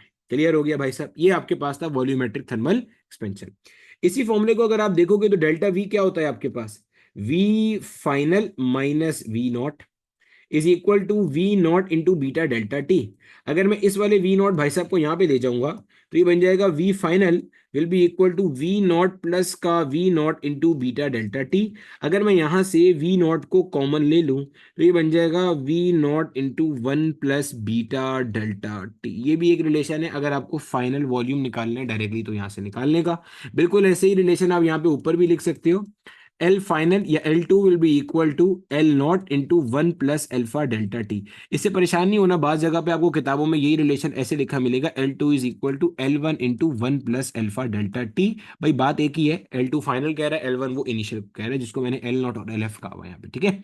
चलो, बाकी अगर आपसे बीटा की यूनिट पूछी जाए तो भैया बीटा की यूनिट भी आपके पास वही होती है, डिग्री सेल्सियस इनवर्स होती है, और क्या होती है जनाबे वाला, केल्विन इनवर्स होती है। ठीक है, अब मेरा बेटा जो आपके पास बीटा और अल्फा के दरमियान में रिलेशन होता है उसको भी देख लीजिए आप। Beta is equal to 3 alpha. अब इसको जब आप अपने कॉलेज वगैरह में करोगे तो भैया इसकी एक डेरिवेशन है जिसकी मदद से आप ये काम करोगे। मैं आपको और आसान तरीके से समझा देता हूँ। डेरिवेशन की जरूरत ही नहीं है, डेरिवेशन के बगैर ही हम ये काम कर सकते हैं कि समझ सकते हैं कि बीटा 3 अल्फा के बराबर कैसे। कोशिश करो समझने की। देखो इधर, ये मान लो मेरा बेटा हमारे पास कोई एक जो है ना वो है क्यूब। सही है, अभी क्यूब जैसा लग नहीं रहा, थोड़ी देर में लगना शुरू हो जाएगा अभी। ये मान लो मेरा बेटा हमारे पास जो है ना वो एक अदद है क्यूब। ये आया इधर से, इसकी ये लेंथ ज्वाइन कर दी, यहाँ से ये ज्वाइन कर दिया, यहाँ से ये ज्वाइन कर दिया, यहाँ से ये ज्वाइन कर दिया। अब देखो भैया जैसे ही मैं इसको हीट प्रोवाइड करूंगा, जैसे जैसे मैं इसको हीट प्रोवाइड करना शुरू करूंगा तो क्या होगा भाई, होगा ये कि जो इसकी लेंथ है इसमें भी इजाफा आएगा, जो इसकी विड्थ है इसमें भी इजाफा आएगा। इसको मान लो मैं हाइट कह देता हूँ, इसको मान लो मैं विड्थ कह देता हूँ, और इसको मैं मान लो क्या कह देता हूँ भाई साहब, इसको मैं इसकी लेंथ कह देता हूँ। वो तो आप किसी का नाम कुछ भी रख सकते हो, क्या फर्क पड़ता है। तो भैया इसकी तीनों चीजों में इजाफा आ रहा है, लेंथ विड्थ हाइट, क्योंकि ये जाहिर सी बात है ऐसा 3 डायमेंशनल ऑब्जेक्ट है जिसके अंदर वॉल्यूमेट्रिक एक्सपेंशन आ सकती है। तो भैया अगर ये मान ले कॉपर का बना हुआ है तो खुद देखो, लेंथ में इजाफे के लिए एक अल्फा हो गया, विड्थ में इजाफे के लिए एक अल्फा हो गया, हाइट में इजाफे के लिए एक और अल्फा हो गया। तो जब आप नोट करते हो तो आपको ये बात नजर आ रही है, इन एक्चुअल बीटा ये volumetric thermal expansion is nothing but a combination of linear thermal expansion. क्यों भाई, अगर आप लेंथ की थर्मल एक्सपेंशन अलग से लो, विड्थ की अलग से लो, हाइट की अलग से लो, तो उनको मिला के जो मजमू है उसी का नाम क्या है, वॉल्यूमेट्रिक थर्मल एक्सपेंशन। तो ये कहलाता है आपके पास beta is equal to 3 alpha. Beta आपके पास क्या है, coefficient of volumetric thermal expansion. अब मेरा बेटा जो 2 डायमेंशनल एक्सपेंशन है जिसको आप एरियल थर्मल एक्सपेंशन भी कहते हो, ठीक है, जिसको आप एरियल थर्मल एक्सपेंशन भी कहते हो, या जिसको आप एक और नाम देते हो that is superficial thermal expansion. क्या कहते हो भाई, इसको आप कहते हो superficial thermal expansion. 2 dimensional expansion का एक और नाम होता है मेरा बेटा क्या, सुपरफिशियल थर्मल एक्सपेंशन। ठीक है, इसके अंदर अब देखो इसका हमारे पास जो coefficient of linear thermal coefficient of superficial thermal expansion होता है ना, वो गामा से शो करते हैं। ये हमारे कोर्स का पार्ट नहीं है, लेकिन एनईडी यूनिवर्सिटी ने माजी में इससे रिलेटेड एक क्वेश्चन पूछा। ठीक है, एनईडी के जब आप क्वेश्चन पेपर सॉल्व करोगे ना तो 2012 या 11 का ये क्वेश्चन है। उन्होंने बोला कि coefficient of superficial thermal expansion जो है ना गामा, वो कितने अल्फा के बराबर है, अल्फा के बराबर है, 2 अल्फा के बराबर है, 3 अल्फा के बराबर है, या 4 अल्फा के बराबर है। अब जल्दी से मुझे इसका आंसर बता दो, हमने कॉन्सेप्ट समझ। चलो, अब मेरा बेटे ये जो हमारे पास गामा है ये किसके बराबर आ रहा है, ये जो अपने पास गामा है ये किसके बराबर है, 2 अल्फा के बराबर है। तो ये भी आपका माजी में एक बार क्वेश्चन पूछा जा चुका हैगा। ठीक है, अब देखो इससे रिलेटेड एक क्वेश्चन पहले मैं आपको करा दूं, फिर हम आगे चलते हैं और मजीद क्वेश्चन देखते हुए चलते हैं। 1 मिनट जरा, भैया तुम कहाँ चले गए। ये मेरा बेटा एक इसका सिंपल सा क्वेश्चन है जो कि पूछा गया है पास पेपर्स के अंदर। देखो कहता है क्या है ये क्वेश्चन, आप देखो और से।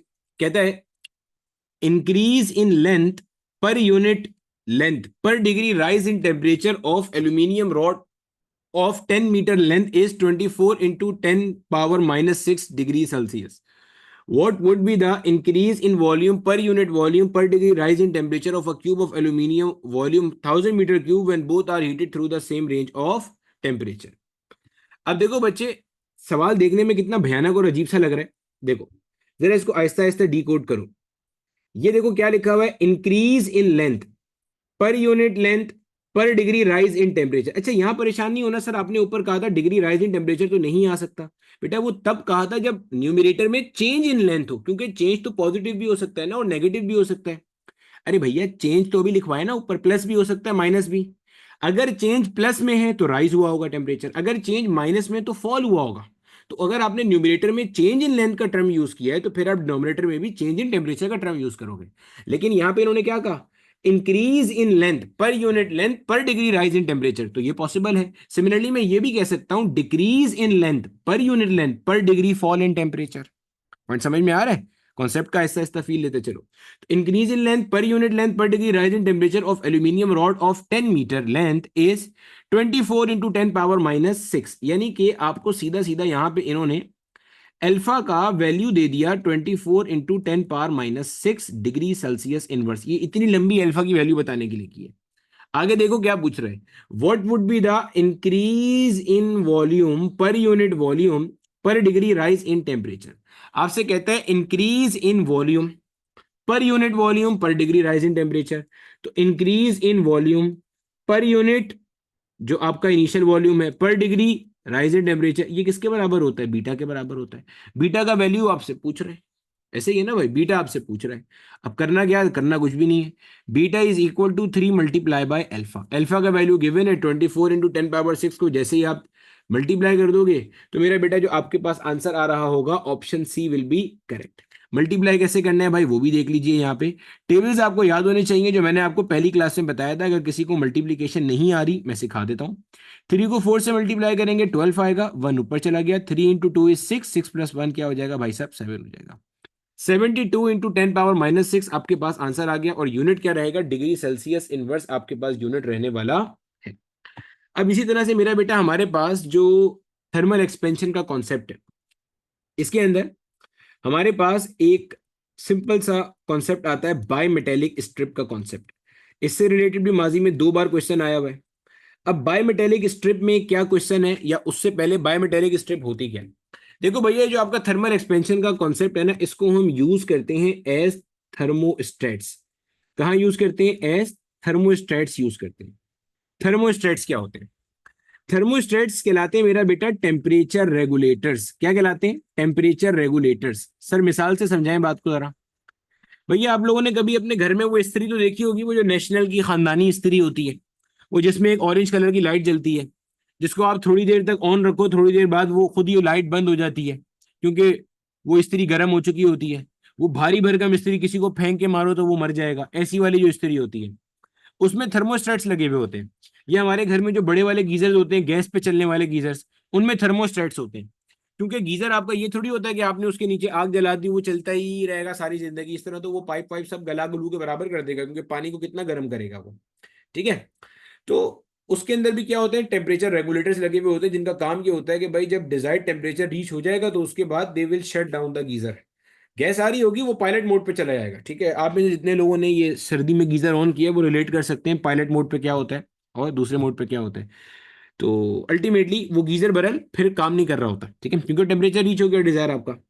तो वो बायोमेटेलिक स्ट्रिप आपकी इस तरह से बनती है। अब बायोमेटेलिक स्ट्रिप बनती किस तरह से, नाम से पता चल रहा है आपके पास 2 मेटल की यहाँ पे होती हैं भाई लोग स्ट्रिप्स। ऐसे 2 अलग अलग मेटल्स की स्ट्रिप होती है। जाहिर है अगर अलग अलग मेटल की नहीं होती तो फिर 2 बोलने की नीड ही नहीं थी। तो भैया यहाँ पे आपके पास एक मेटल होता है, ये मान लीजिए आपके पास कोई एक मेटल है, मिसाल दे रहा हूँ, ठीक है। और यहाँ पे मान लीजिए मेरा बेटा आपके पास ये कोई दूसरा मेटल है, 2 अलग मेटल्स होते हैं। यहाँ पे मेरा बेटा आपके पास कोई एक होता है इलेक्ट्रिकल कॉन्टेक्ट, जो भी मतलब जाहिर है अब इस्त्री है या कोई भी चीज है वो यहाँ पे कनेक्ट हुआ हुआ है। जब तक ये कनेक्ट हुआ हुआ है तब तक आपका सर्किट क्या है, क्लोज है। जब तक मेरा बेटा आपका सर्किट क्लोज है तब तक अल्टीमेटली आपके पास क्या सीन है, मस्त उसके अंदर से जो भी वो कार्रवाई कर रहा है सर्किट वो हो रही होगी। अब जैसे इस्त्री है तो वो गर्म कर रहा होगा, ठीक है, गीजर है तो वो चल रहा होगा। अब मान लो मेरा बेटा यहाँ पे आपने इसको इसको रखा हुआ है, इसका कांस्टेंट है थर्मल एक्सपेंशन का अल्फा, इसका है मेरा बेटा क्या, टू, अल्फा 2 कह दिया, एक को अल्फा 1 कह दिया, एक को अल्फा 2 कह दिया। जहन में रखिएगा जिसका coefficient of linear thermal expansion ज्यादा होता है वो ऊपर रखा जाता है, और जिसका कम होता है वो कहाँ रखा जाता है, नीचे रखा जाता है। क्यों, अभी आपको थोड़ी देर में समझ में आएगा। अगर आपने अल्फा का कॉन्सेप्ट समझ लिया तो अब ये समझने में आपको कोई दिक्कत होने वाली नहीं है। अल्फा 1 ज्यादा रखा जाता है और अल्फा 2 अपने पास कैसा रखा जाता है भाई साहब, कम रखा जाता है। ठीक है सर, फिर क्या होता है आगे समझाएं जरा भाई साहब। फिर ये होता है, अब होगा क्या, जाहिर है ये किसी ऐसे सर्किट में लगा हुआ है जहां पे टेम्परेचर रेगुलेट हो रहा है, तो जाहिर है इस मेटल को हीट तो मिल रही होगी भाई, गीजर में तो भी मिल रही है, इस्त्री में तो भी मिल रही है। तो हो रहा क्या है कि इसके अंदर चेंज इन टेम्परेचर आ रहा है, चेंज इन टेम्परेचर आ रहा है, चेंज इन टेम्परेचर आ रहा है। अब जब दोनों का चेंज इन टेम्परेचर आता है तो for the same amount of change in temperature जो लेंथ में इजाफा होगा, जाहिर सी बात है, जो मान लो ऊपर वाला मटेरियल ए है नीचे वाला मटेरियल बी है, जो चेंज इन लेंथ आएगा वो ए का ज्यादा होगा और बी का कम हो जाएगा। क्यों भाई, ऐसा क्यों हो रहा है, इसलिए मेरे बेटे क्योंकि आपके पास दोनों का coefficient of linear thermal expansion अलग अलग है। वो क्या बताता है कि भाई 1 डिग्री सेल्सियस टेम्परेचर चेंज करने पर लेंथ में कितना चेंज आएगा। तो आप देख रहे हो कि ए में चेंज ज्यादा आ रहा है क्योंकि उसका अल्फा ज्यादा था और दूसरे का क्या था, कम था, तो उसमें ज्यादा आएगा। तो सूरत हाल अब कुछ इस तरह से हो जाएगी। थोड़ी देर के बाद जो सूरत हाल होगी, जब इनके अंदर डिजायर्ड टेम्परेचर तक ये लोग आ गए, तो डिजायर्ड टेम्परेचर तक आने के बाद जो सूरत हाल होगी वो कुछ इस तरह से होगी, समझो। ये देखो, ये सूरत हाल कुछ ऐसी हो जाएगी अब आपके पास। ये एक के अंदर इजाफा आया हुआ होगा ज्यादा, और एक के अंदर इजाफा क्या आया हुआ होगा मेरा बेटा, कम आया हुआ होगा। ठीक है, ये देखो, एक जो है वो कम एक्सपेंड हुआ है अपनी जगह से, और एक क्या हो गया, ज्यादा एक्सपेंड हो गया। और अभी तक जो है ना वो यहाँ पे ये कनेक्शन मौजूद है, और ये आपके पास आपका इलेक्ट्रिकल कनेक्शन है, जिसकी वजह से इस सर्किट में करंट या जो भी गैस वैस है, अगर जाहिर सी बात है अगर वो है गीजर है तो गैस होगी, ठीक है, वो इसके अंदर क्या कर रहा है भाई, मूव करती चल रही है। अब मेरा बेटा इसका जो एक्स्ट्रा वेट है, इसका जो एक्स्ट्रा वेट है उसके ऊपर फोर्स ऑफ ग्रेविटी एक्ट करेगी कहां पे, इन द डाउनवर्ड डायरेक्शन। अब जब मेरा बेटा इसके ऊपर फोर्स ऑफ ग्रेविटी एक्ट करेगी इन द डाउनवर्ड डायरेक्शन, तो इसके नतीजे में ये क्या होगा, नीचे की तरफ जाएगा। जब ये नीचे की तरफ जाएगा तो यही वाली सूरत हाल अब ये इस तरह से बन जाएगा, ये समझिएगा। अब ये सूरत हाल क्या हो जाएगी, ये कुछ ऐसे हो जाएगी। ठीक है, आपने जज्बात पे जाना है, उस पर परेशान नहीं होना कि ये क्या हुआ है सर। इससे क्या होगा मेरा बेटा, इससे ये होगा कि जो आपका इलेक्ट्रिकल कनेक्शन था ये ओपन हो जाएगा। जब इलेक्ट्रिकल कनेक्शन आपका ओपन हो जाएगा तो अब सर्किट में से करंट फ्लो नहीं करेगा।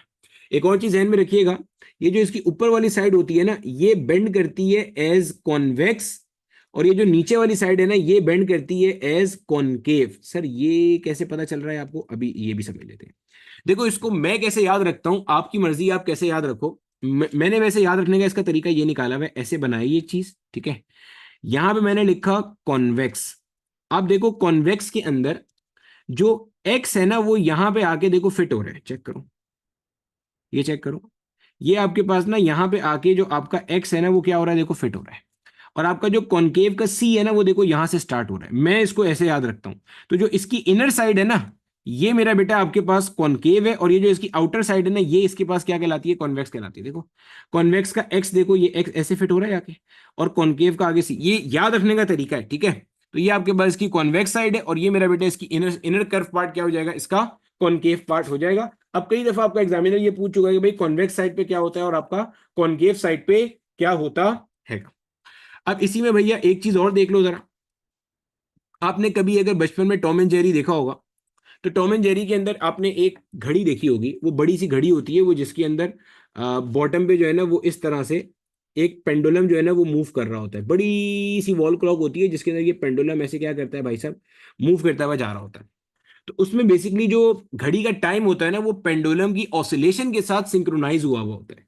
कि मान लो भाई पेंडुलम, मिसाल दे रहा हूं, पेंडुलम 1 सेकंड में अपना एक चक्कर मुकम्मल करेगा मिसाल के तौर पे, ठीक है, या 2 सेकंड में एक चक्कर करेगा, या 5 में, जो भी उस क्लॉक के सिंक्रोनाइजेशन मैकेनिज्म है वो हुआ हुआ है।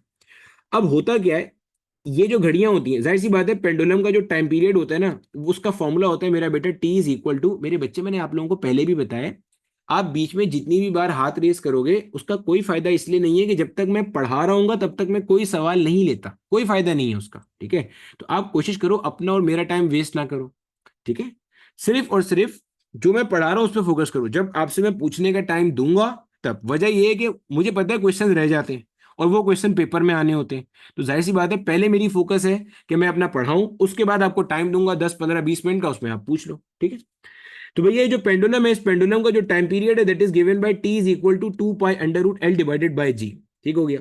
अब आपने ये चीज पढ़ी कि मेरा बेटा आपके पास लेंथ में आता है क्या है, इजाफा होता है।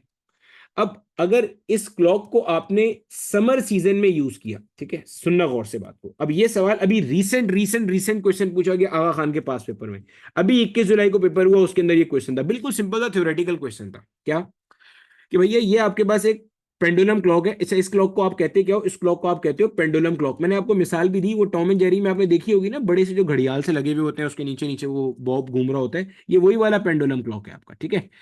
अब इसके अंदर क्या है, देखो आपको नजर आ रहा है time period directly proportional to क्या, लेंथ है। समर सीजन में क्या होगा भाई, ये घड़ी जहां कहीं भी रखी होगी तो सराउंडिंग का टेम्परेचर क्या होगा, बढ़ जाएगा। टेम्परेचर के, ये टेम्परेचर है, टेम्परेचर के बढ़ने से लेंथ बढ़ जाएगी, लेंथ के बढ़ने से टाइम पीरियड क्या होगा, बढ़ जाएगा। समझना बात को, टाइम पीरियड क्या होगा, बढ़ जाएगा। ये जो पहले वाला टी है ना भाई, ये टी टेम्परेचर के लिए है। टेम्परेचर बढ़ेगा, टेम्परेचर के बढ़ने से लेंथ बढ़ेगी, लेंथ के बढ़ने से टाइम पीरियड क्या होगा, बढ़ जाएगा। टाइम पीरियड के बढ़ने से क्या होगा भाई, मान लो पहले 2 सेकंड में वो एक साइकिल पूरा करता था। एक साइकिल क्या है, बॉब यहां से यहां गया, वापस आया, ये पूरा का पूरा आपके पास क्या हो गया, एक साइकिल हो गया। ऐसे यहां पे गया, फिर वापस आया, ये आपके पास पूरा का पूरा एक साइकिल हो गया। ठीक है, तो भैया आपके पास एक साइकिल को मुकम्मल करने में मान लो पहले लग रहा था 2 सेकंड का टाइम, अब लेट से लग रहा है 3 सेकंड का टाइम। तो पहले के मुकाबले में टाइम क्या हो रहा है, ज्यादा लग रहा है। तो हम कहेंगे pendulum is losing the time. Losing the time मतलब, देखो कैचिंग द टाइम क्या होता है, मैंने आपको 2 लेक्चर पढ़ाए, आपने टाइम पे वो लेक्चर ले लिए, तो आपने लेक्चर को कैच कर लिया। अगर एक मेरा टाइम पीरियड है, मेरा टाइम पीरियड क्या है, मैंने आपको हफ्ते के अंदर 2 क्लासे लेके 5 घंटे में एक लेक्चर कवर कराया। अब आप वो लेक्चर लाइव छोड़ के रिकॉर्डिंग में जाते हो, मान लो आप वो 10 घंटे में लेक्चर ले रहे हो, तो आप क्या कर रहे हो, लेक्चर का टाइम लूज कर रहे हो, क्योंकि जो टाइम पीरियड था उसके बाहर जा रहे हो। तो ये है लूजिंग द टाइम का कॉन्सेप्ट। इसी तरह से अगर यही आपके पास जो बड़ी सी घड़ी घड़ियाल जो भी चीज है ये, इसको आप विंटर में देखते हो, तो विंटर में क्या होगा भाई, आपके पास टेम्परेचर कम हो जाएगा। टेम्परेचर कम होगा, लेंथ कम हो जाएगी, कॉन्ट्रेक्शन आएगी आपके पास। ऑटोमेटिकली जो आपका टाइम पीरियड है वो क्या हो जाएगा, कम हो जाएगा। 2 सेकंड के बजाय मान ले भाई 1 सेकंड में उसने अपना ये ऑसिलेशन पूरा कर लिया, तेजी से ऑसिलेशन कर रहा है। तो हम कहेंगे आपके पास जो घड़ी है that is gaining the time. Gaining the time का क्या मतलब है भाई, अगर मैं आप रिकॉर्डिंग से देखते हो और आप 5 घंटे का लेक्चर 2 घंटे में कवर कर लेते हो, तो you are gaining the time. 3 घंटे गेन हो गए, उसमें आप कोई और काम कर सकते हो। खैर घड़ी क्या करेगी, घड़ी उस बचे हुए टाइम में अगला ऑसिलेशन स्टार्ट कर देगा। तो ये वाला सवाल भी अच्छा, एकेयू में जो क्वेश्चन आपको पास पेपर में देखेगा, वो लूजिंग द टाइम से रिलेटेड दिखेगा, गेनिंग द टाइम से रिलेटेड नहीं दिखेगा, वो मैंने आपको खुद ही बता दिया। ठीक है, तो यहां तक मुझे बता दो बच्चे, सब चीज क्लियर है, अच्छे से सब समझ में आता है।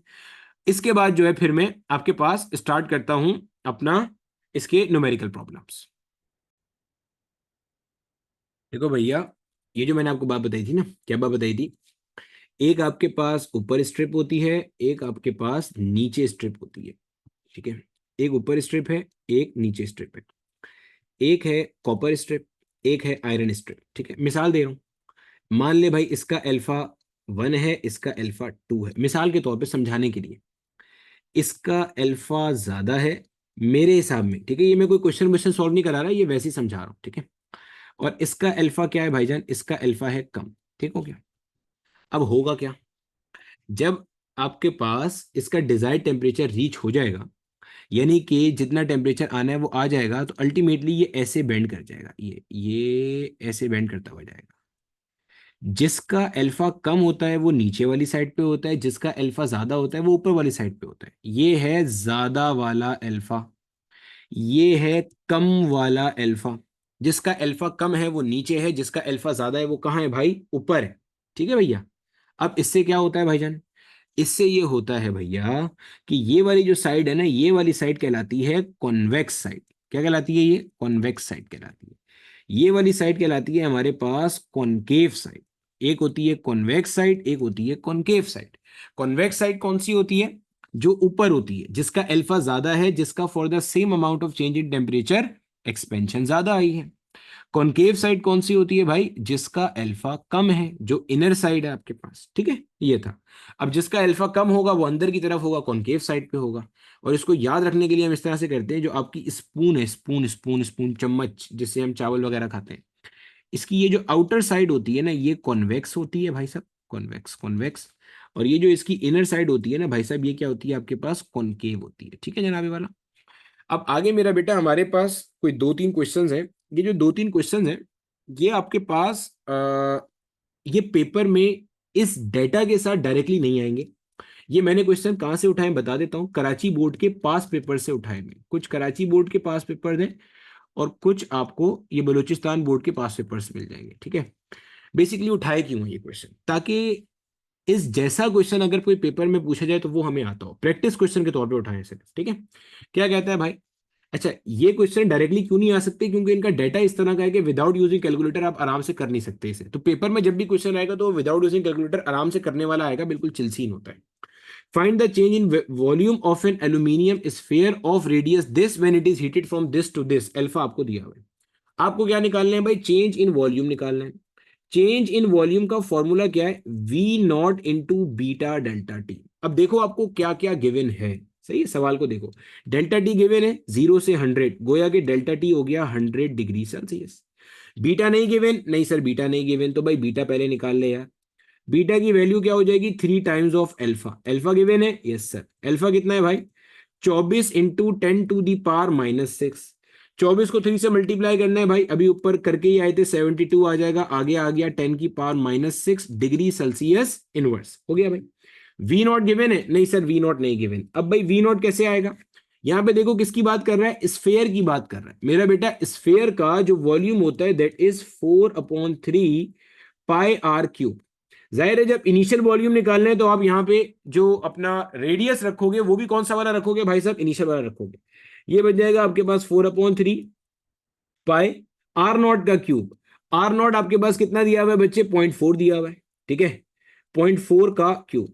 अब देखो इसके अंदर आगे सॉल्व करते हैं, 4/3 मल्टीप्लाई बाय पाई आया एज इट इज, और यहां पे जो आपका 0.4 का क्यूब था बच्चे, इसको मैं ऐसे लिख सकता हूं 4/10। सर ये कैसे किया बेटा, अगर आपने कल के लेक्चर को 2 दफा जो मैंने क्वेश्चन बताए थे वो सॉल्व किए हैं तो आपको ये समझ में आ गया होगा। मैं फिर बता देता हूं, 0.4 से 4/10 कैसे बना, 10 से मल्टीप्लाई डिवाइड करके।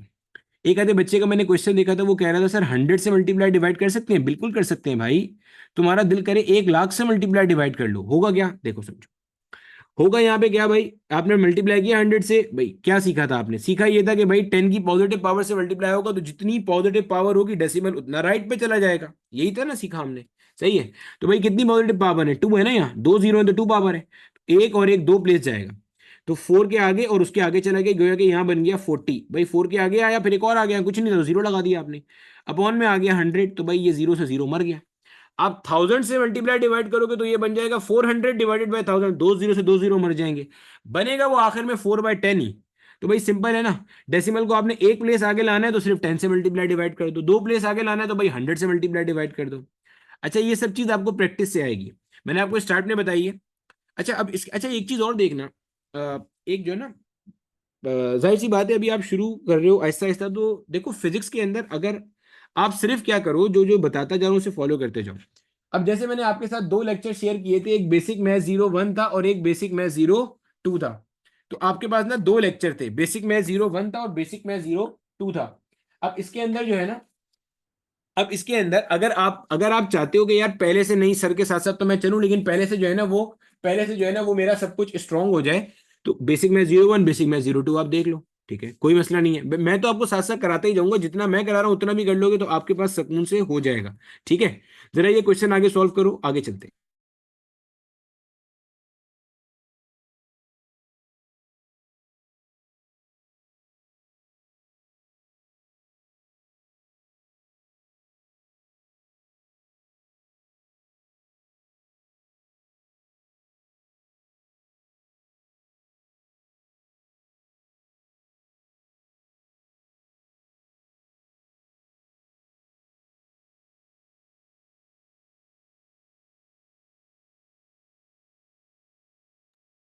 ठीक है भैया, अब देखो जरा इसके अंदर हम आगे चलते हैं और देखते हैं क्या है।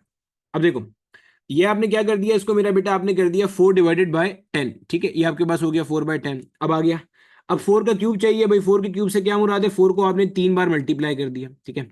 4 4 जा 16, 16 4 जा, वही बात आ गई आपकी टेबल वाली, बन गया आपके पास 64। अपॉन में 10 का क्यूब क्या होता है भाई, 1000 होता है भाई, पावर 3 है, 3 जीरो लगा देंगे आगे, 64/1000 बन गया। 4/3 इंटू पाई इंटू 64/1000, ठीक है, ये हो गया। मैंने आपको अभी बताया था ये जो मैं अभी 2 3 क्वेश्चन कराऊंगा ये आपके पास पेपर में आने वाले नहीं है, लेकिन जितनी कैलकुलेशन हम फिर भी विदाउट यूजिंग कैलकुलेटर कर सकते हैं वो मैं आपको बताता चला जा रहा हूं, ताकि आपको छोटी छोटी चीजें जो है वो साथ साथ समझ में आती चली जाए। अब इसको मेरा बेटा आप सॉल्व करते हो तो आपके पास आंसर आ जाता है 0.268 के करीब करीब आपके पास आंसर आता है, ठीक है, 0.2681 लिख लो अगर आपने 4 डेसिमल तक जाना है। ये मेरा बेटा आपके पास क्या आ गया, आपका इनिशियल वॉल्यूम आ गया। जब आप इसको यहां पे लाके पुट करोगे तो आपको क्या मिल जाएगा, आपका चेंज इन वॉल्यूम मिल जाएगा। ये आपने इस सवाल से किया एक काम।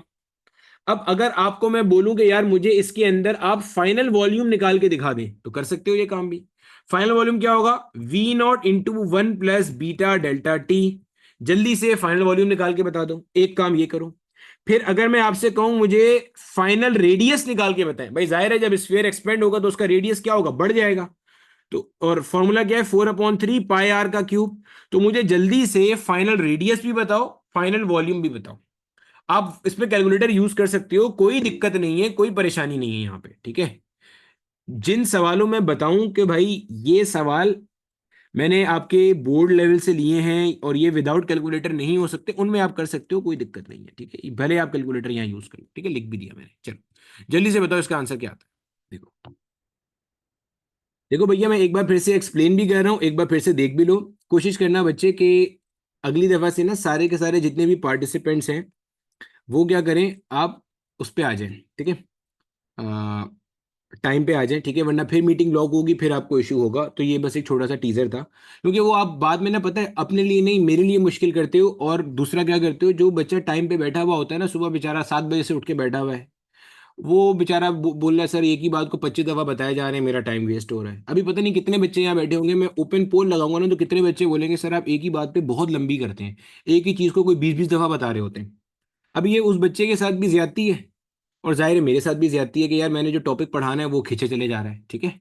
तो कोशिश करो कि आप टाइम पे आओ, बाद में आओगे ना तो फिर आप यही होगा सर यहाँ से बता दें, वो ओवरव्यू दे दें, ये रह गया, वो घुस गया, ये मसला हो गया। तो ये वाले कोशिश करो कि छोटे छोटे बच्चों वाली हरकतें अब छोड़ दो यार।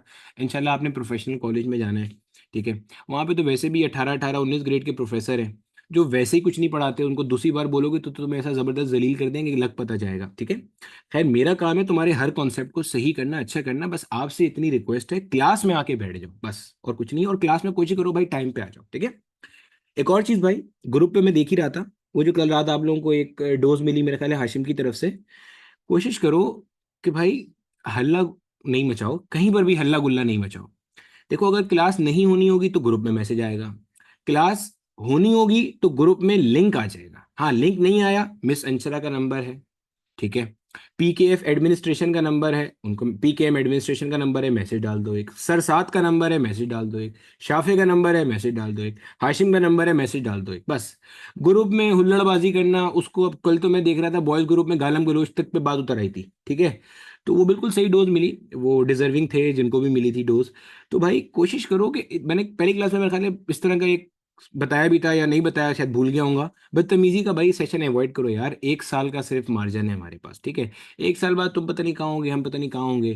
कोशिश करो तमीज से, मतलब जो घर से तरबियत लेकर आए हो, पढ़ाई पे तवज्जो दो।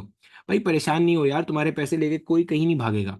पूरे साल की कमिटमेंट है, पूरा साल पढ़ाएंगे अच्छे से, एक एक टॉपिक क्लियर करेंगे, सब चीज करेंगे, टेस्ट भी लेंगे, डाउट क्लास भी होगी, सब कुछ होगा, कोई कहीं नहीं जा रहा, बेफिक्र हो जाओ, ठीक है। ऑनलाइन सिस्टम इस तरह का होता ही नहीं है कि आप उसमें ना झूठ बोलो, धोखा दो, कोई इस तरह का काम करो, क्योंकि जाहिर है आपकी मार्केट बिल खराब होती है यार कहीं पे भी जाके, ठीक है। तो इस बात से बेफिक्र हो जाओ। अगर कोई क्लास भाई 5-10 मिनट ऊपर नीचे हो रही है तो भाई टीचर भी तो इंसान है ना, उसके साथ भी तो कोई ज़रूरत हो सकती है, ठीक है। वैसे तो मैं कोशिश करता हूँ अपने टीचर्स को बहुत बोलता हूँ कि भाई आप क्लास को आगे नहीं करो, पीछे नहीं करो, अपने टाइम पे करो, जाहिर है टीचर इंसान है भाई, हो सकता है ऊपर नीचे। जैसे आपके पास मसले ना, वो भी बेचारा पाकिस्तान में ही रहता है ना, उसके पास भी वही मसले हैं इंटरनेट के जो आपके पास मसले हैं। जैसे शार्क आपकी इंटरनेट का केबल खा जाता है, उसका भी खा जाता है, सही है। दूसरी चीज, मैं फिर आपको ये चीज रिपीट कर रहा हूँ, फिर क्योंकि मुझे बार बार रिपीट करनी पड़ रही है, शायद आपको नहीं समझ में आ रही, वो ये है मेरा बेटा कि फिजिक्स जब आप पढ़ोगे तो आपको यकीनन ऐसा लगेगा कि आप पहली बार चीजें पढ़ रहे हो। भाई कोई तो फर्क होगा एप्टीट्यूड की फिजिक्स में और इसमें। कोशिश करो कि चीजों को साथ साथ प्रैक्टिस करो, साथ साथ प्रैक्टिस करो। आप प्रैक्टिस नहीं करोगे, मुंह उठा के क्लास में आके बैठोगे, तो आपको नहीं समझ में आएंगी चीजें, नहीं समझ में आएंगी चीजें। देखो, मेरे फिजिक्स पढ़ाने में और फिर आपके कोचिंग के टीचर के फिजिक्स पढ़ाने में फर्क क्या रह गया। अगर मैं आपको क्लास में भाई वही डेरिवेशन करा दूं, वही डेरिवेशन भाई beta is equal to 3 alpha की जो है ना एक डेरिवेशन करा के मैं आपका टाइम पूरा 2 घंटा 2.5 घंटे का टाइम निकाल दूं, क्या फायदा हुआ भाई मेरा ये फिजिक्स पढ़ाने का? कोई फायदा नहीं है मेरा। क्यों? डेरिवेशन आपसे कोई एमसीक्यूज में पूछेगा? नहीं पूछेगा। तो भाई डेरिवेशन का आपने करना क्या है? हाँ, आपको मैंने ये बताया beta is equal to 3 alpha की तरफ देखने का एक नया तरीका क्या हो सकता है, उसकी बेस पे मैंने आपको gamma is equal to 2 alpha के कॉन्सेप्ट का एक पास पेपर का क्वेश्चन कराया। ये है जो हमारा एप्टीट्यूड का काम है, जो हमने करना है। कोशिश करो इसको लेके चलो। और फिर से एक और चीज मैं अनाउंस कर दूं, वो मैं हर दफा अनाउंस करता हूँ। देखो हर दफा क्या होता है, ये मैं रिकॉर्डिंग में भी लिया हुआ है ताकि आपके पास आ जाएगा। अच्छा, ये कराची यूनिवर्सिटी वालों के लिए नहीं है जिनका टेस्ट दिसंबर के अंदर है, ये अगले साल जिनका ई कैट एमडी कैट का होगा उसका बता रहा हूँ। देखो होता क्या है, जो हमारे पास ना बाज होते हैं, जब हमारा जो भी बैच शुरू होता है अच्छे से जहन में रखना और इसके तहत काम करना। जब मेरा बेटा आपके पास कोई भी बैच शुरू होता है ना, तो बैच में दो तरह के बच्चे होते हैं। एक होते हैं एवरेज और एक होते हैं आपके पास कह लो कि अबव एवरेज, ठीक है। बिलो एवरेज भी एवरेज तक आ जाते हैं, वो थोड़ी सी मेहनत करें तो कोई इतना खास मसला नहीं होता। अल्लाह ताला ने सबको दिमाग एक ही जैसा दिया हुआ है, ठीक है, कोई परेशानी नहीं है। अल्लाह ताला ने किसी के साथ ना वो कोई ज्यादती नहीं करी है, कुछ नहीं किया, सब वो अपनी अपनी मेहनत पर डिपेंड करता है। अब होता क्या है, बच्चे जो अबव एवरेज बच्चे होते हैं ना, यहाँ से एडमिशन तो हमने सबका ही कराना होता है, मेहनत सबके साथ करते हैं। अबव एवरेज बच्चे होते हैं, यहाँ से मेरा बेटा क्या होती है, हमारे पास पोजीशंस एक्सपेक्टेड होती हैं। आप देखते हो ना सर हाशिम की पोस्ट के अंदर वो मार्केटिंग करते हैं पोस्ट के अंदर कि भाई इस फलाने बच्चे की पोजीशन आई, इस बच्चे की पोजीशन आई, इस बच्चे की पोजीशन आई। इन पोजीशन होल्डर बच्चों के साथ ना हम अलग से मेहनत करते हैं। वो कैसे मेहनत करते हैं मैं बता देता हूँ आपको। अब जैसे मैं आपके सामने कुछ क्वेश्चंस करा रहा हूँ, ठीक है, ये क्वेश्चन अभी हमारे पास ना जिस तरह के पास पेपर में क्वेश्चन पूछे जाते हैं ना, बिल्कुल उसी टाइप के क्वेश्चंस है। अब होता क्या है, जब आपके अभी टेस्ट शुरू हो जाएंगे, इंशाल्लाह टेस्ट स्टार्ट हो जाएंगे आपके, मेरे ख्याल है 22 सितंबर से ऑनवर्ड, मैंने आपको लिख के भी दिया था कहीं पर। तो मेरे ख्याल है 3 हफ्ते के बाद से आपका टेस्ट आना शुरू हो जाएगा। टेस्ट के आपके जो रिजल्ट्स होंगे वो सर शाफे रिकॉर्ड कर रहे होते हैं। तो मैं पर्सनली क्या करता हूँ फिजिक्स के अंदर, अ, आखिर में जाते जाते जब हमारे पास कोर्स काफ़ी हद तक हो जाएगा या 75% हो जाएगा, तो मैं अलग से एक ग्रुप डिज़ाइन कर दूंगा, ठीक है, एक ग्रुप डिज़ाइन कर दूंगा। ये मैंने लास्ट ईयर भी सोचा था, लेकिन लास्ट ईयर जो है वो सिर्फ मैं ये काम इंजीनियरिंग में कर सका था, मेडिकल में नहीं कर सका था। तो अब होता क्या है, ये जो अलग से ग्रुप होता है ना, ये समझ लो एक तरह से हमारा स्टार बैच हो जाता है, ठीक है। अब इन स्टार बैच वालों के साथ ना मैं मजीद अच्छे क्वेश्चंस प्रैक्टिस करता हूँ। अब आप बोलोगे यार सर वो इनके साथ भी शेयर कर दे, नहीं बेटा, वो एवरेज वाले बच्चों के साथ भी ज्यादती है और मेरे साथ भी ज्यादती है। क्यों? एवरेज वाला जो बेचारा बच्चा है उसको ये नॉर्मल क्वेश्चन जो मैंने कराया, अभी जो क्वेश्चन ये सामने आपके लिखा हुआ है, मतलब बिल्कुल बेसिक क्वेश्चन, ये उसको बेचारे को 4 दफा में समझ में आ रहा है। तो उसको स्टार बैच का क्वेश्चन जिसके अंदर मैं 3 कॉन्सेप्ट मिला के कोई क्वेश्चन डाल रहा हूँ, वो उसको समझाना उसके साथ ज्यादती है, क्योंकि वो पास पेपर में आना नहीं है, लेकिन वो कॉन्सेप्ट का होराइजन वसी कर रहा है आपका, कॉन्सेप्ट का होराइजन वसी कर रहा है। उसको लिए हम टारगेट कर रहे हैं प्यास यूनिवर्सिटी। प्यास यूनिवर्सिटी एवरेज बच्चे के लिए है भी नहीं, जो अच्छा थोड़ा पढ़ने वाला है, क्योंकि प्यास एक one of the leading universities of Pakistan है, जीआई की आई है, अच्छी यूनिवर्सिटीज में आज शुमार होता है। नस के कुछ अच्छे कैंपसेस जो हैं जिनका शुमार अच्छे मेरिट में होता है, वहां के लिए हम ये बच्चे प्रिपेयर कर रहे होते हैं। तो तरीका बड़ा सिंपल है इसके अंदर, स्टार बैच में दाखिले का तरीका बहुत ही सिंपल है। वो तरीका सिंपल सा ये है, फिजिक्स के अंदर जो आपका स्कोर है, बाकी सब्जेक्ट का मुझे नहीं पता, मैं अपने स्टार बैच में फिजिक्स में सिर्फ उनको लेता हूं जिनका 90% अबव एवरेज स्कोर चलता रहे थ्रू आउट आखिरी टेस्ट तक। 90% बोला है, 90 मार्क्स नहीं बोले भाई। मिसाल के तौर पे आपके पास 30 मार्क्स का फिजिक्स सेक्शन आएगा वीकली बाई वीकली टेस्ट में, तो 30 मार्क्स का जो भी 90% है, यानी कि अगर आप 30 को 0.9 से मल्टीप्लाई कर दोगे तो ये आपके पास आंसर आ जाएगा 27 का। आपके आपके हर फिजिक्स के सेक्शन में 27 से ऊपर मार्क्स आ रहे हैं, 27 से ऊपर मार्क्स आ रहे हैं, तो you are good to be enrolled in the star batch. अगर आपके 26 भी आ रहे हैं मार्क्स, 25 भी आ रहे हैं थ्रू आउट, तो मैं आपको स्टार बैच में नहीं ले सकूंगा, ठीक है। कोर्स में पूरा का पूरा कवर कराऊंगा, आपको यहीं पे सब कुछ कवर कराऊंगा। लेकिन जो एक्स्ट्रा क्वेश्चन है जिनसे हम एक्सपेक्ट करते हैं कि यार पोजीशन लेकर आएंगे बच्चे, उनके कॉन्सेप्ट्स को हम इस लेवल पे पॉलिश करेंगे जाकर कि वो मतलब वो फिर और बहुत अच्छे अच्छे क्वेश्चन उनको प्रैक्टिस करा रहे होते हैं, डिफरेंट किताबों से, ए लेवल्स की किताबों से और जगहों से क्वेश्चन निकाल निकाल के प्रैक्टिस कराते हैं। उसका भाई क्राइटेरिया मैंने आपको बता दिया, सिंपल सा है। और ये इसलिए बता रहा हूँ कि लास्ट ईयर जो था वो मैंने थोड़ा सा लेट बताया था, तो बच्चे बोले सर तुम्हारे 3 टेस्ट हो गए उसमें तुम्हारे नंबर कम है। तो अभी बता रहा हूँ अभी पूरे 20-22 दिन है जिसके बाद जाके आपका स्टार्ट होगा टेस्ट, ठीक है। तो ये बिल्कुल सिंपल सा क्राइटेरिया। आप में से किसी ने अगर हैरी पॉटर पढ़ी है, तो उसके अंदर जो बिल्कुल सेवरस स्नेप ने क्राइटेरिया सेट किया हुआ था ना अपने न्यूट के स्टूडेंट्स के लिए, नहीं पढ़ी तो वैसे बताया था, उनका एक स्टैंडर्ड लेवल था, उन्होंने सेट किया हुआ था कि वो पोर्शन में वो बहुत अच्छे बच्चों को लेता था, क्योंकि वो नहीं हर एक के है ही नहीं भाई, ठीक है। तो बिल्कुल ऐसे ही फिजिक्स भी ऐसे ही है, बिल्कुल दिमाग वालों का सब्जेक्ट है। अगर आपका इतना दिमाग नहीं है तो थोड़ी मेहनत करो और स्टार बैच में आने की कोशिश करो, ठीक है। ये मेहनत आप साथ साथ करोगे, तरीका मैं आपको बताता जा रहा हूँ, आपका आराम से होता चला जाएगा, ठीक है। बाकी जो है कोर्स तो मैं सारा का सारा एवरेज के अंदर भी कराऊंगा, सब कुछ कराऊंगा, कोई ना पास पेपर छोड़ूंगा ना कोई टॉपिक, कुछ नहीं छोड़ूंगा, ठीक है। चलो वापस आ जाए, मैं सवाल को फिर से एक्सप्लेन कर देता हूं, अगर किसी बच्चे को नहीं समझ में आया फिर देख ले। देख भाई, कहा था चेंज इन वॉल्यूम निकालो, ठीक है, ये निकालना था, ऊपर फॉर्मूला पढ़ के आ गए थे, ठीक है। स्फीयर का रेडियस दे दिया 0.4, मैंने आपको पहले बता दिया ये सवाल विदाउट कैलकुलेटर में नहीं आने वाला, सर विद कैलकुलेटर में आएगा तो क्या होगा भाई, विद कैलकुलेटर में आएगा तो आपको वी नॉट लिख के दे देगा भाई, सिंपल। अभी तो वी नॉट नहीं दिया हुआ ना, वी नॉट यहाँ निकालना था आपको, वी नॉट लिख के दे देगा भाई, फिर क्या करना होगा, सिर्फ मल्टीप्लाई तो करना होगा, और क्या करना है बस, फिर तो हो जाएगा, कोई दिक्कत नहीं है, विदाउट कैलकुलेटर भी आराम से। हाँ, अभी क्यूब शूब निकालना था, अब क्यूब विदाउट कैलकुलेटर आपकी पूरी फिजिक्स में कहीं भी नहीं है, चिल सीन है, स्क्वायर है, क्यूब नहीं है, रूट भी है, स्क्वायर भी है, क्यूब कहीं भी नहीं है, ठीक है। अच्छा, अब क्या करा भाई आपने, डेल्टा टी भी आपको दे दिया, ये आ गया डेल्टा टी आपके पास, ठीक है, मैंने पता है भाई केल्विन में हो या इसमें कोई फर्क ही नहीं पड़ता, पता है हमें। अल्फा आपके पास गिवन है, हमें बीटा चाहिए क्योंकि डेल्टा वी के फॉर्मूले में क्या होता है, बीटा होता है, ये आ गया beta is equal to 3 alpha, ये आ गया आपके पास यहाँ पे उठ के, ठीक है। अब वी नॉट निकाला, सर ये फॉर्मूला कहां से नाजिल हुआ भाई, ये लिखा हुआ देख, स्फेयर, स्फेयर का वॉल्यूम निकालने का फॉर्मूला क्या होता है, 4/3 पाई आर क्यूब। भाई जब इनिशियल वॉल्यूम निकाल लो तो यहाँ इनिशियल आ गया, ये एज इट इज आया, ये एज इट इज आया, यहाँ पे आ गया आर, ये आ गया 0.4 का क्यूब, मैंने आपको विदाउट कैलकुलेटर निकालना सिखा दिया, जरूरत नहीं है, ठीक है। चलो ये आ गया मेरा बेटा हमारे पास इनिशियल आपका वॉल्यूम आ गया, ठीक हो गया। अब आपने क्या करना था भाई, सिर्फ इसके अंदर वैल्यू पुट करनी थी, यहां पे वी नॉट डाला, ये उठा के इधर डाला, जो बीटा निकाला था ये यहां पे डाला, डेल्टा टी डाला, मल्टीप्लाई किया and you will get the value of change in volume. फिर मैंने कहा था भाई हो सकता है वो आपसे फाइनल वॉल्यूम पूछ ले, तो भाई फाइनल वॉल्यूम में भी क्या, इनिशियल वॉल्यूम निकाल चुके हो आप, ये यहां पुट करोगे 1 + बीटा इंटू डेल्टा, ठीक, क्लियर हो गया। यहां पे सिमिलरली आपसे पूछता भाई फाइनल रेडियस, मिसाल के तौर पे अगर मैं आपको फाइनल वॉल्यूम निकाल के दिखाऊं यहां पे कहीं पर, देखो फाइनल वॉल्यूम मेरे बच्चे क्या बनने वाला है, फाइनल वॉल्यूम क्या बनने वाला है।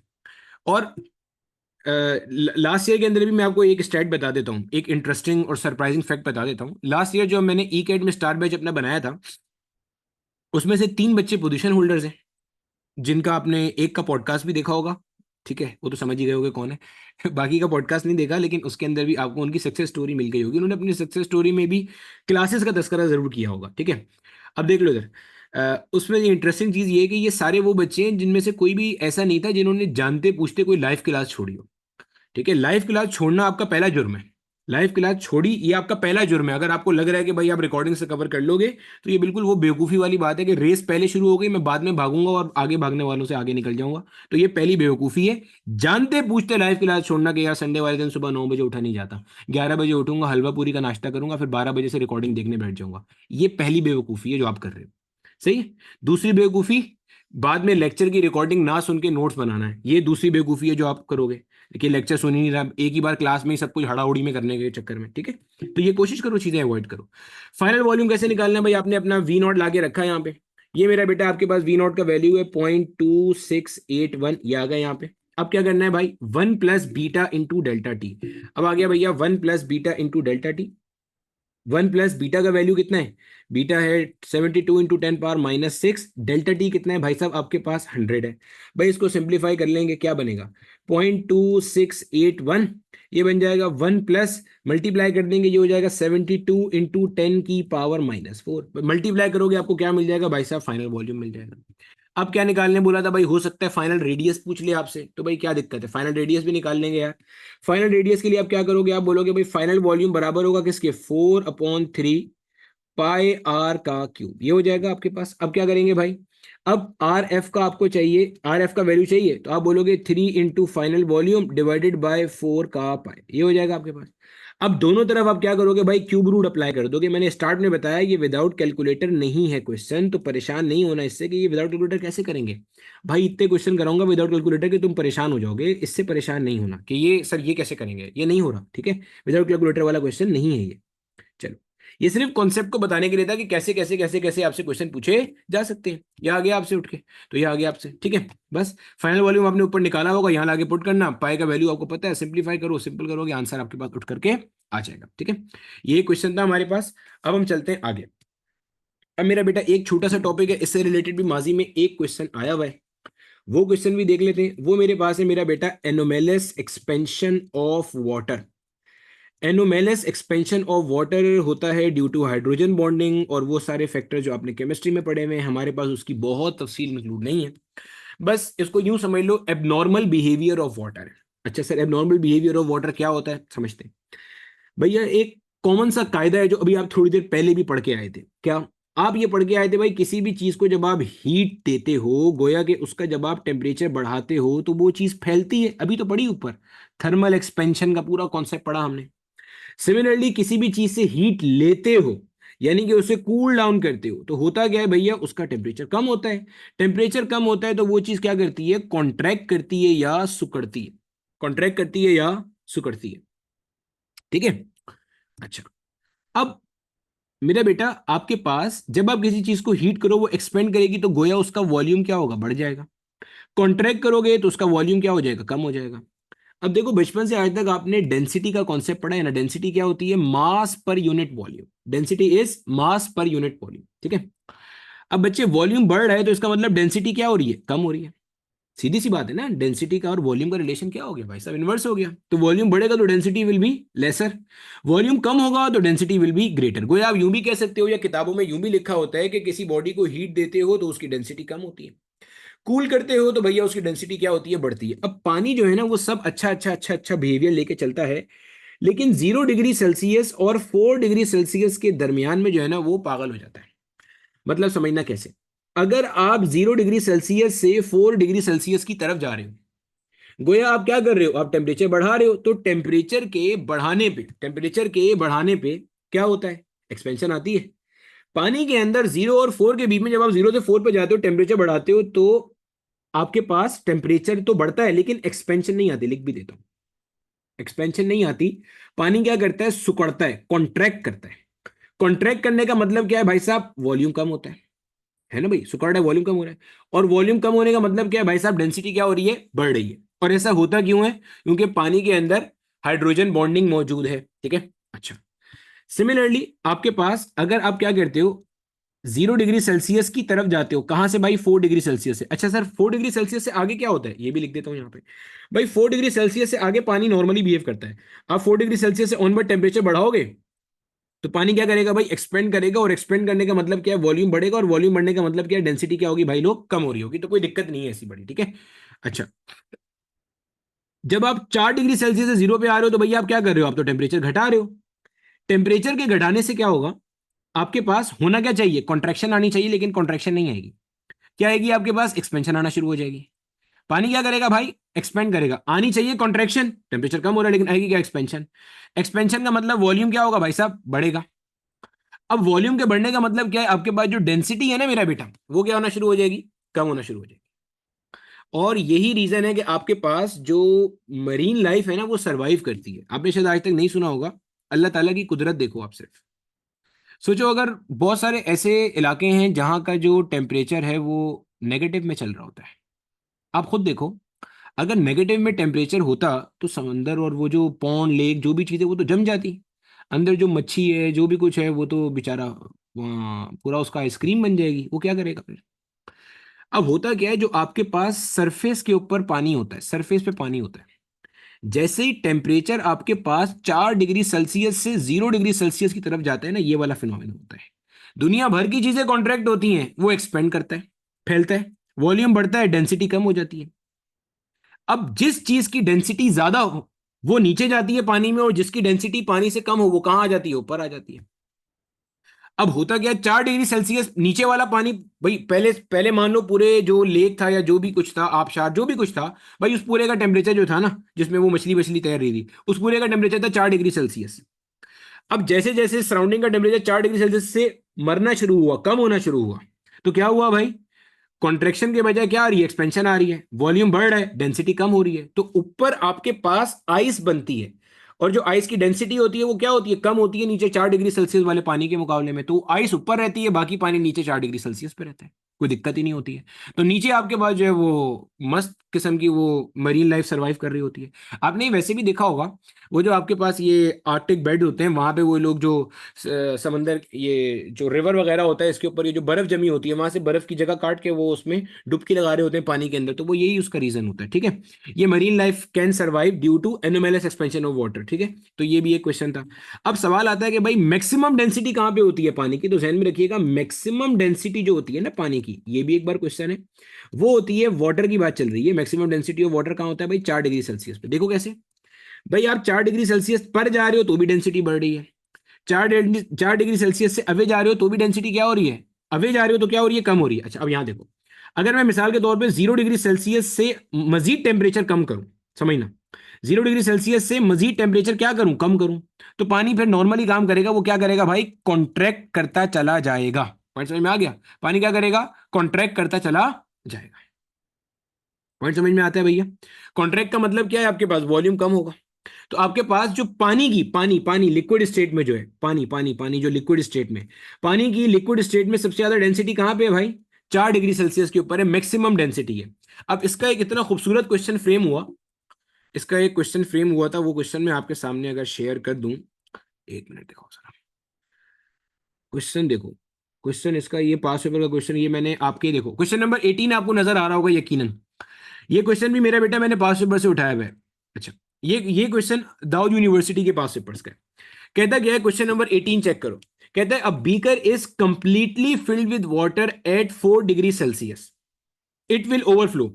अब देखो आपके पास कहता है, आपके पास एक बीकर है जिसको आपने लबालब भरा हुआ है, ठीक है, एक बीकर है जो बिल्कुल भरा हुआ है, जरा सा भी इसमें कोई पानी मुनी और आएगा ना तो ये गिरना शुरू हो जाएगा, बिल्कुल भरा हुआ है यहां तक।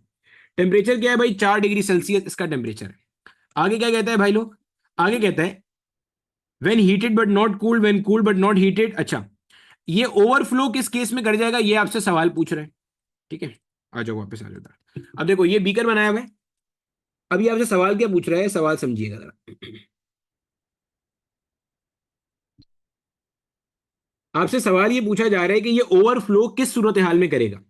देखो बच्चे, अगर आप 4 डिग्री सेल्सियस से आगे जाते हो, गोया के टेम्परेचर बढ़ाते हो, तो 4 डिग्री सेल्सियस से आगे तो पानी का बिहेवियर नेचुरल है, नॉर्मल है, जिस तरह बाकी दुनिया की चीजों का होता है। तो भैया टेम्परेचर बढ़ाने में चीज क्या करती है, एक्सपेंड करती है, गोया वॉल्यूम बढ़ेगा तो डेंसिटी क्या होगी भाई साहब, कम हो जाएगी। और अगर आप 4 डिग्री सेल्सियस से टेम्परेचर कम करते हो, गोया पीछे की तरफ जाते हो, तो पानी का वहां पे स्पेशल बिहेवियर है, पानी उस केस में कॉन्ट्रैक्ट करने के बजाय क्या करता है, एक्सपेंड करेगा, वॉल्यूम बढ़ेगा, डेंसिटी कम हो जाएगी। देखो दोनों केस के अंदर आप 4 डिग्री सेल्सियस पे हो, दोनों केस के अंदर पानी ने, अगर आप आगे जाओगे तब भी पानी ने एक्सपेंड करना है, पीछे आओगे तब भी एक्सपेंड करना है, तो इन बोथ द केसेस पानी विल स्पिल आउट। इसका जो ऑप्शन है वो ऑप्शन सी करेक्ट है, बोथ व्हेन हीटेड और कूल्ड। अब देखो कितना सिंपल सा फिनोमेना था, नजर आया, बिल्कुल सिंपल सा क्वेश्चन था, लेकिन इससे क्वेश्चन फ्रेम हुआ माजी के अंदर। अगर आप हीट करोगे तो गोया you are moving ahead of 4 degree Celsius, अगर आप कूल कर रहे हो तो गोया आप 4 से पीछे जा रहे हो, दोनों केस के अंदर जो है ना वो क्या होगा, पानी बाहर आ जाएगा उठ के, ठीक है। तो ये था मेरा बेटा हमारे पास एनोमेलस एक्सपेंशन या एनोमेलस बिहेवियर ऑफ वाटर। यहां तक मैं उम्मीद करूंगा, मुझे बता भी दीजिए कि सब चीज यहां तक क्लियर हो गई है या नहीं। अब हमारे पास ना मेरा बेटा एक दो छोटे छोटे छोटे छोटे से मासूम से टॉपिक है। एक गैस लॉस का टॉपिक है, ठीक है, उसको देख लेते हैं जल्दी से। गैस लॉ में मेरा बेटा हमारे पास सबसे पहला जो लॉ है पढ़ने वाला, वो हमारे पास है बॉयल्स लॉ, ठीक है। वंस अगेन, ये सिंध की नई किताब में क्वेश्चन, ये टॉपिक लिखे हुए हैं, लेकिन वैसे अमूमी तौर पे ये क्वेश्चन, ये टॉपिक जो है बोर्ड लेवल पे नहीं होते, ये 9 या 10 की किताब में होते हैं, ठीक है। एक आध दफा क्वेश्चन आया भाई, देख लो। बॉयल्स लॉ में आपके पास ये होता है भाई कि आपका जो प्रेशर और वॉल्यूम है उसका रिलेशन क्या है भाई साहब, इनवर्स है eight constant temperature, eight constant temperature, ठीक है, टेम्परेचर कांस्टेंट होता है। अब इसके अंदर भैया इसको हम यूं करेंगे, P will be equal to some constant divided by V, वहां चला जाएगा तो ये बन जाएगा P into V will be equal to some constant, ठीक है भाई साहब, ये बन जाएगी उठ के चीज। इसको आप ऐसे भी लिख सकते हो कि भैया P1 into V1 will be equal to P2 into V2, ये बन जाएगी चीज, ये आपका बॉयल्स लॉ। अब बॉयल्स लॉ में सबसे ज्यादा जो चीज पूछी जाती है वो है मेरे बच्चे, एक तो ग्राफ, और एक दूसरी चीज जो है वो एक न्यूमेरिकल है, एक तरह का न्यूमेरिकल है। पहले ग्राफ देख लेते हैं, फिर आपको स्टेप का न्यूमेरिकल भी करा देते हैं। अब देखो भैया, मैं आपके सामने ना यहाँ पे बना रहा हूँ 3 अदद ग्राफ, ठीक है, समझिएगा, मैं बना रहा हूँ यहाँ पे 3 अदद ग्राफ। जो 3 अदद ग्राफ बना रहा हूँ ना, आप अच्छे से देखना और फर्क समझना तीनों का। पहला ग्राफ मेरा बेटा P और V के दरमियान में है, दूसरा ग्राफ मेरा बेटा P और 1/V के दरमियान में, तीसरा ग्राफ मेरा बेटा PV और यहाँ पे कोई भी एक फैक्टर हो सकता है उसके बीच में, ठीक है। अब देखो भैया, ये जो आपका पहला ग्राफ है ना, ये कुछ बनेगा इस तरह का, दूसरा ग्राफ आपके पास बनेगा भैया जी कुछ इस तरह का, तीनों का रीजन बताऊंगा, ऑब्वियस सी बात है, ऐसे नहीं जाएगा, ठीक है। और यहाँ पे मेरा बेटा ये वाला ग्राफ बनेगा कुछ इस तरह का, ठीक है, ये ग्राफ आ गया आपके पास। अब फर्क समझिएगा, ये ग्राफ मेरा बेटा आपके पास है रेक्टेंगुलर हाइपरबोला का ग्राफ, ठीक है। आप में से जो मैथ्स वाले होंगे वो क्लास 12 में अभी आगे चल के कोनिक सेक्शन में पढ़ लोगे। y is inversely proportional to x का जो ग्राफ होता है ना, ये बेसिकली क्या होता है, हाइपरबोला होता है, और स्पेसिफिकली रेक्टेंगुलर हाइपरबोला होता है। तो ये ग्राफ है। यहाँ पे देखो मेरा बेटा, मैंने क्या किया भाई, जिस तरह आपके पास ओम्स लॉ होता है ना, I directly proportional to v, या जिस तरह से आप ऐसे लिखते हो ना, A directly proportional to b, इनका ग्राफ हमेशा कैसा होता है, स्ट्रेट लाइन होता है। तो यहाँ देखो यही काम है। यहाँ मैंने किस किस के दरमियान में ग्राफ बनाया है, P और 1/v के दरमियान में बनाया ग्राफ, चेक करो। P और 1/v, देखो P और v का रिलेशन आपको नजर आ रहा है यहाँ पे इनवर्स है, लेकिन अगर मैं आपसे पूछूं P और 1/v का रिलेशन कैसा है, तो मेरा बेटा वो रिलेशन क्या है, डायरेक्ट है। P और 1/v का रिलेशन क्या है आपके पास, डायरेक्ट है। तो P और 1/v के बीच में ग्राफ कैसा है, स्ट्रेट लाइन है। फिर आपको ये भी पता है कि आपके पास P इंटू वी कैसा है मेरे बच्चे, कांस्टेंट है। तो P इंटू वी कॉन्स्टेंट है, तो ये आपके पास एक कांस्टेंट हो गया कि भाई ये जो भी फैक्टर है इसका वैल्यू चेंज होता जा रहा है, लेकिन आपके पास P और V का जो प्रोडक्ट है वो कैसा चल रहा है भाई साहब, कांस्टेंट चल रहा है। अब दूसरा सवाल मेरा बेटा यहां से जो आता है वो न्यूमेरिकल बेस्ड क्वेश्चन होता है, उसकी तरफ आते हैं। आपको मैंने बताया भाई P और V का रिलेशन इनवर्स है एट कांस्टेंट टेम्परेचर। तो अगर मैं P1/P2 करता हूं, तो भाई P और V का रिलेशन इनवर्स का मतलब ये P1 के लिए V1 आएगा नीचे और P2 के लिए आएगा V2 ऊपर। सही हो गया। ये चीज आपको यहां से भी नजर आ रही है। तो यहाँ लिखा है ना P1 इंटू V1, तो भाई P2 को यहाँ फेंक दे, V1 को वहां ले जाए, तो P1/P2 will be equal to V2 divide by V1। वहां से भी आपको यही चीज दिखाई दे रही है। अब सवाल कैसे आता है भाई, सिंपल सिंपल से क्वेश्चन पूछते हैं क्या भाई, आपको कहेगा मिसाल के तौर पे, अगर पहले वॉल्यूम V था, अब वॉल्यूम हो गया ट्वाइस। पहले वॉल्यूम क्या था, V था, अब हो गया वॉल्यूम ट्वाइस। बताओ पहले अगर प्रेशर P था, तो अब नया प्रेशर कितना होगा, या प्रेशर में चेंज कितना आएगा। ठीक है, सिंपल सा क्वेश्चन है। देख भाई क्या करेंगे, आप ये फॉर्मूला यूज कर लोगे, यहाँ पे आओगे, आप बोलोगे भाई साहब हमें ये बात पता है P1 divided by P2 will be equal to V2 divided by V1। ठीक हो गया। अब क्या करेंगे जनाबे वाला, P1 पहला वाला वॉल्यूम, पहला वाला प्रेशर आपका P था, नया प्रेशर आपका P प्राइम था। दूसरा वॉल्यूम जो है वो आपने मालूम नहीं करना, I am very sorry, given है, ट्वाइस कह रहा था ना। ट्वाइस का मतलब क्या है, बाद वाला वॉल्यूम कितना हो गया, 2V हो गया, क्योंकि पहले वाला वॉल्यूम कितना था, V था। तो ये आ गया आपके पास भी, ठीक है।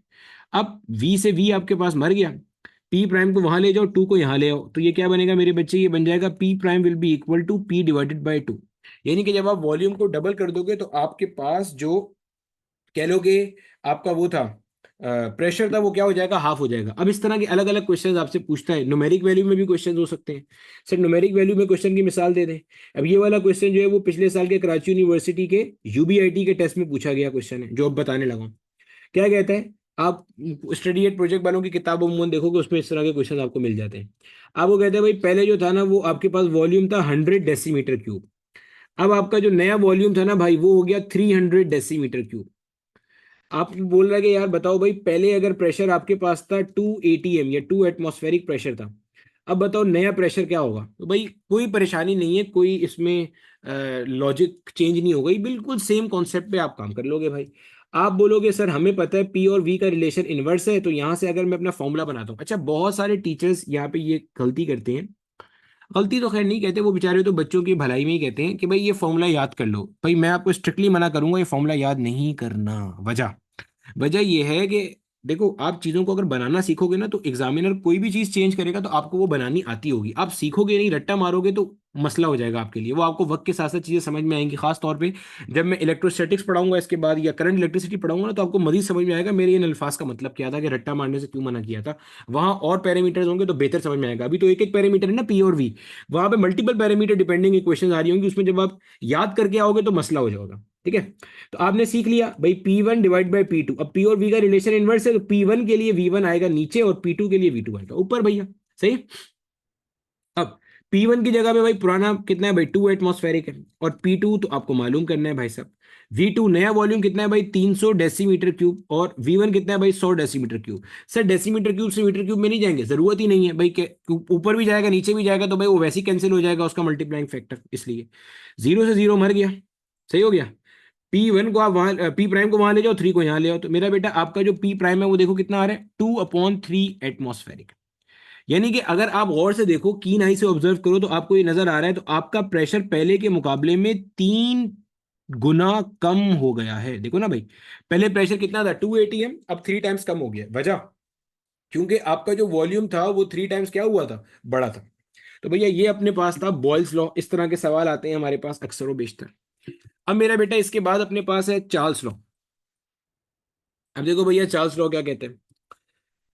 बॉयल्स लॉ आपके पास था पी और वी का रिलेशन। इसी तरीके से मेरा बेटा जो चार्ल्स लॉ है ये अपने पास है वी और टी का रिलेशन।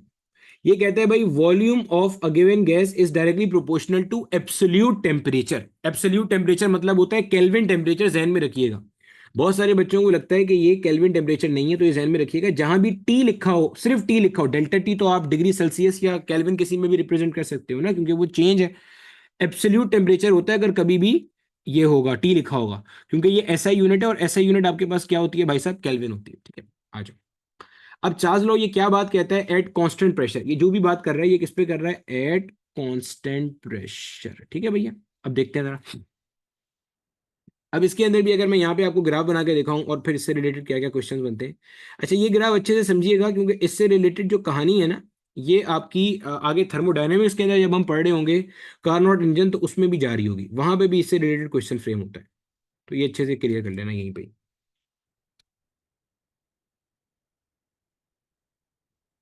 अब ये मान लो मेरा बेटा, यहाँ पे मेरे पास,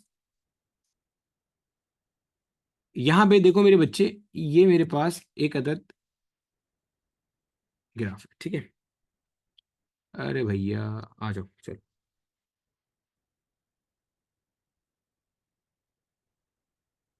ये आ गया। ठीक है, देखो मेरा बेटा आपको यहाँ पे नजर आ रहा है कि ये आपका मैंने बनाया है वी और टी के दरमियान का ग्राफ। ठीक है, अच्छा यहाँ पे भी एक चीज और जरा अपने पास अभी आहिस्ता आहिस्ता समझते चलो। देखो यहाँ पे मेरा बेटा मैंने लिया हुआ है वॉल्यूम, यहाँ पे लिया हुआ है टेम्परेचर, और ये जो अभी टेम्परेचर है ये डिग्री सेल्सियस में है। अब आप बोलोगे सर अभी आपने ऊपर कहा वो तो केल्विन, अभी आहिस्ता आहिस्ता मेरे बच्चे, आहिस्ता आहिस्ता हौसले से चले, सब समझ में आएगा, परेशान नहीं हो।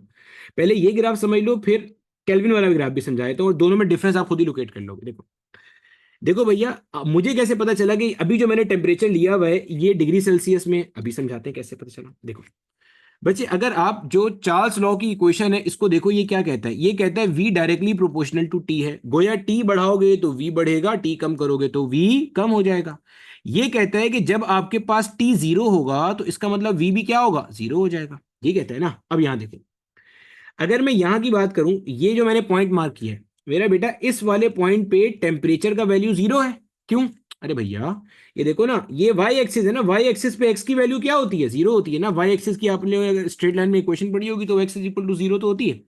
भाई यहाँ पे ये, इसको अगर आप गौर से देखो, इस पॉइंट पे टेम्परेचर की वैल्यू क्या है, जीरो है। लेकिन उसके बावजूद आपको देखो यहाँ पे नजर आ रहा है कि आपका वॉल्यूम क्या है, नॉन जीरो है। भाई कुछ ना कुछ वॉल्यूम की वैल्यू यहाँ एग्जिस्ट कर रही है। तो जहन में रखिएगा, आपकी किताब में जो ग्राफ बना होता है ये डिग्री सेल्सियस पे बना होता है। अगर यही ग्राफ मैं केल्विन टेम्परेचर के साथ बनाता ना, तो चार्ल्स लॉ का आपको ये ग्राफ बनता हुआ मिलता, ये ग्राफ बनता हुआ मिलता। और से देखना, ये होता है चार्ल्स लॉ का ग्राफ, ये ग्राफ होता है चार्ल्स लॉ का ग्राफ। ठीक है, ये हम क्यों नहीं बनाते इसका भी रीजन अभी आपको थोड़ी देर में समझा देता हूँ। ये ग्राफ बनता, और यहाँ पे भी पीछे छोटा सा ऐसे डॉटेड डॉटेड डॉटेड कर रहा हूँ, आगे नहीं कर रहा डॉटेड, उसका भी रीजन है, वो सब रीजन अभी समझा रहा हूँ आपको, टेंशन नहीं लेना बिल्कुल। ठीक है, ठीक है। अब जरा देखो यहाँ पे आपके पास बच्चे, यहाँ पे पहले में तो मैंने ये बता दिया ना, ये किताबों में ये ग्राफ आपको इस तरह मिलता है, तो यहाँ पे डिग्री सेल्सियस होता है। कैसे पता चल रहा है, भाई देखो ना, ये तो ये कह रहा है कि टी जीरो होगा तो वी भी जीरो होगा, लेकिन यहाँ पे तो टी जीरो होने पे वी जीरो नहीं हो रहा है। इसका मतलब ये क्या है, जीरो, ये बता रहा है ये कि 0 डिग्री सेल्सियस जो है ना, इसके ऊपर गैस का वॉल्यूम क्या करता है भाई, एग्जिस्ट करता है। क्लियर है। और ये वाला यहां पे देखोगे, जब आपके पास ये कह रहा क्या है, ये कह रहा है कि भाई जब 0 केल्विन होगा तो इसका मतलब आपके पास जो आपका वॉल्यूम है वो भी क्या हो जाएगा भाई साहब, जीरो हो जाएगा। तो ये बात तो चार्ल्स लॉ के अकॉर्डिंग बिल्कुल वेरीफाई हो रही है। अब ये जहां पे जाके ये इसको कट कर रहा है, ये जो मेरी पिंक कलर की लाइन है, ये जहां पे आके कट कर रहा है, ये वाला जो पॉइंट है, इसके ऊपर मेरा बेटा आपके पास वॉल्यूम जीरो हो रहा है। क्यों सर, ओ भाई ये एक्स एक्सिस की लाइन है। भैया ये पूरी लाइन कौन सी है, एक्स वाली। एक्स वाली लाइन पे वाई की वैल्यू क्या होती है, जीरो होती है, जैसे वाई वाली लाइन पे एक्स की वैल्यू जीरो होती है। तो मेरा बेटा यहां पे आप नोट करो वी का वैल्यू जीरो हो रहा है, लेकिन आप नोट करो यहां पे टी का वैल्यू जीरो नहीं हो रहा। एक और तरीका इसको समझने का, चार्ल्स तो कह रहा था ना टी जीरो होगा तो वी जीरो होगा, अब यहां पे तो देखो वी जीरो हो रहा है लेकिन टी जीरो नहीं हो रहा। यहाँ पे जो आप वैल्यू पढ़ते हो वो आपके पास कितनी होती है, माइनस का 273 डिग्री सेल्सियस। बास किताबों में -273.15 भी लिखा होता है, लेकिन राउंड ऑफ करके बता रहा हूँ मैं। ठीक है। इसको आप जब केल्विन में लेके जाओगे तो ये बनता है 0 केल्विन, और ये बनता है मेरा बेटा आपके पास फ़ारेनहाइट में लेके जाओगे तो तकरीबन तकरीबन -459 पॉइंट समथिंग डिग्री फ़ारेनहाइट बनता है, जिसको आप राउंड ऑफ करके -460 डिग्री फ़ारेनहाइट भी कह सकते हो। अब पूरी कहानी समझो, ये चार्ल्स का लॉ बता क्या रहा है या हो क्या रहा है यहाँ पे। ये वाला जो मेरा बेटा टेम्परेचर है ना, इसको हम कहते हैं 0 केल्विन। क्या नाम देते हैं बेटे? 0 केल्विन कहते हैं। जो मैंने आपको लास्ट क्लास में बताया भी था कि ये लोएस्ट पॉसिबल थ्योरेटिकल टेम्परेचर है, जिससे कम करना टेम्परेचर अपने पास पॉसिबल नहीं है, समझिएगा। 0 केल्विन कहते हैं कि भाई ये ऐसा टेम्परेचर है जिसके ऊपर volume of the gas will become zero, ideally theoretically. या आप ये कहोगे कि molecular motion motion of the molecules will cease to exist. क्या मतलब सर इस बात का? इसका मतलब ये है, इसका मतलब ये है मेरे बच्चे, इसका मतलब ये है कि आपका जो गैस के मॉलिक्यूल्स हैं ये मूवमेंट करना बंद कर देंगे। अरे भाई जब वॉल्यूम जीरो हो गया तो इसका मतलब मास खत्म हो गया, तो वो एग्जिस्ट करना बंद कर देंगे, ये मतलब है इसका। V0 T0 के ऊपर ये मतलब है इसका, एब्सोल्यूट जीरो का। ठीक है। अब प्रॉब्लम क्या आता है?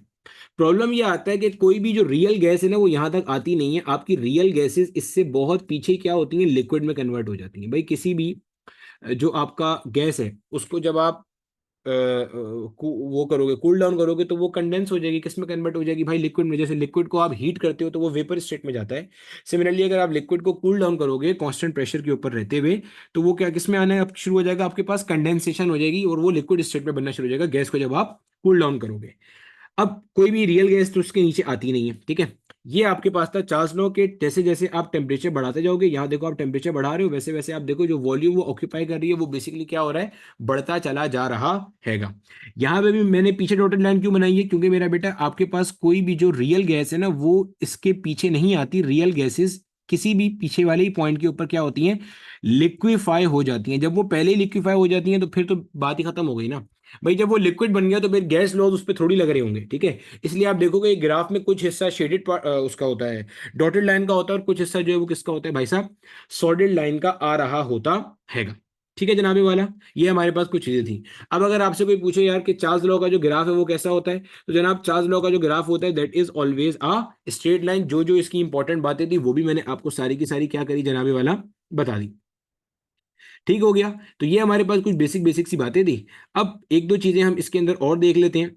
एक मेरा बेटा हमारे पास लॉ है जो कि सिंध बोर्ड वालों ने भी अच्छी बात है अब इंक्लूड कर दिया है, वो भी मैं आपके सामने यहाँ पे लिख देता हूँ। वो लॉ बेसिकली सिंपल ये कहते हैं, बल्कि मैं आपके सामने उसका स्निपेट ही उठा के ले आता हूँ। एक मिनट तो ताकि इसको आप एज इट इज अपने नोट्स का पार्ट बना लो।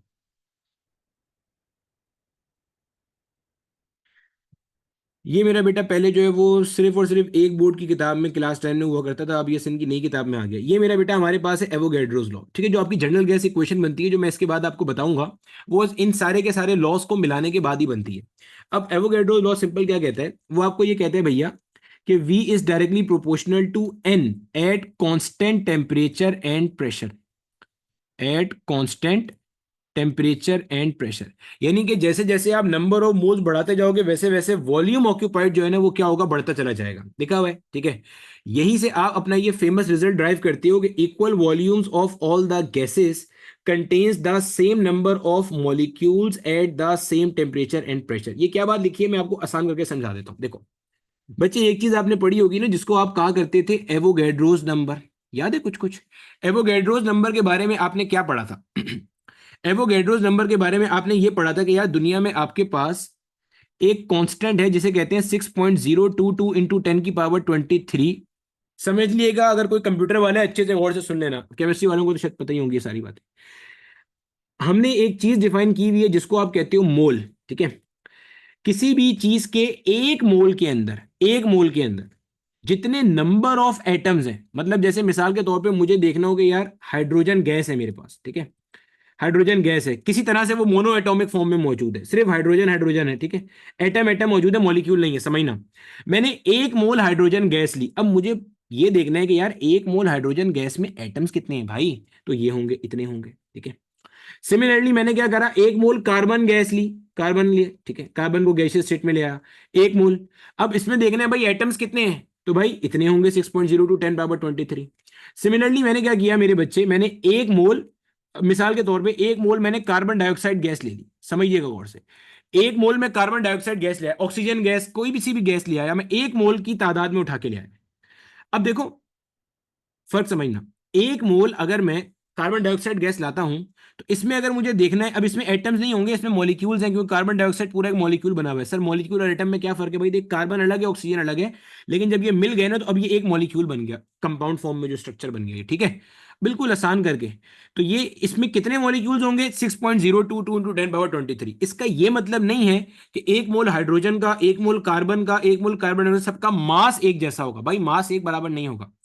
इसको ऐसे समझो, अगर मेरे पास एक थैली में 12 अंडे हैं, 12, 1 दर्जन अंडे खरीद के लाए, और एक थैली में 12 सेब हैं, और एक थैली में 12 पत्थर हैं, और एक थैली में 12 कोई और चीजें हैं, तो तादाद तो सेम सेम है, लेकिन क्या सबका मास सेम होगा? भाई सवाल ही पैदा नहीं होता, भाई मास अलग अलग होगा। तो यहां पे हमने एक टर्म डिफाइन करी हुई है जिसको हम कहते हैं मॉलिक्यूलर मास।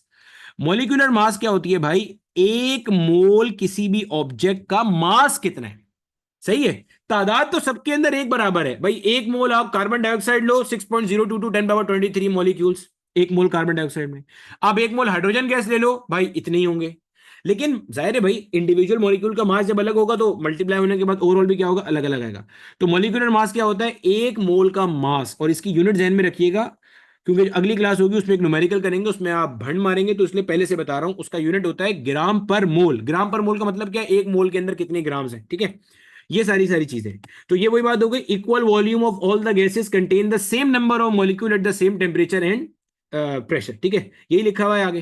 तो आपके पास ये चीज आ गई। Thus 1 decimeter cube oxygen contain the same number of molecules as 1 decimeter cube or 1 centimeter cube of hydrogen or of any other gas, provided the volumes are measured under same condition। ठीक है, वही बात मैंने आपको पढ़ा दी, ताकि आप अगर बाद में कभी इसको देखो भी तो आपको समझ में आ जाए। ये मेरा बेटा आपके पास क्या कहला रहा था? एवोगैड्रो लॉस कह रहा था, V is directly proportional to N। Simplify कर लेंगे तो बन जाएगा भैया V1 upon V2 will be equal to N1 divided by N2। सीख चुके हैं ना भाई, V और N का रिलेशन डायरेक्ट है, तो ये बन गया आपके पास उठ के, कोई दिक्कत अपने पास यहाँ पे नहीं है। ये था हमारे पास एवोगैड्रो का लॉ। साथ ही साथ जो आपने अभी नंबर ऑफ मोल्स का कॉन्सेप्ट पढ़ा, इसका फॉर्मूला भी ध्यान में रखना। नंबर ऑफ मोल्स बराबर होते हैं small m upon capital M के। स्मॉल m से क्या मुराद है? Mass in grams, mass in grams, और कैपिटल M से क्या मुराद है? Molecular mass. इसको मोलर मास भी कहते हैं, ग्राम मोलर मास भी कहते हैं, ठीक है। सर दोनों में जरा फर्क बता दें, हमें फर्क बिल्कुल भी समझ में नहीं आया। चलो, मास इन ग्राम और इसका फर्क जरा समझो। चलो एक मिसाल से समझते हैं। मान लो मैंने 1 दर्जन अंडे खरीदे, 12 अंडों का टोटल वजन है, मिसाल दे रहा हूं, 12 ग्राम। समझना, सिर्फ कॉन्सेप्ट को फील दिलाने के लिए। 12 अंडों का टोटल वजन कितना है भाई साहब? 12 ग्राम है, ठीक है।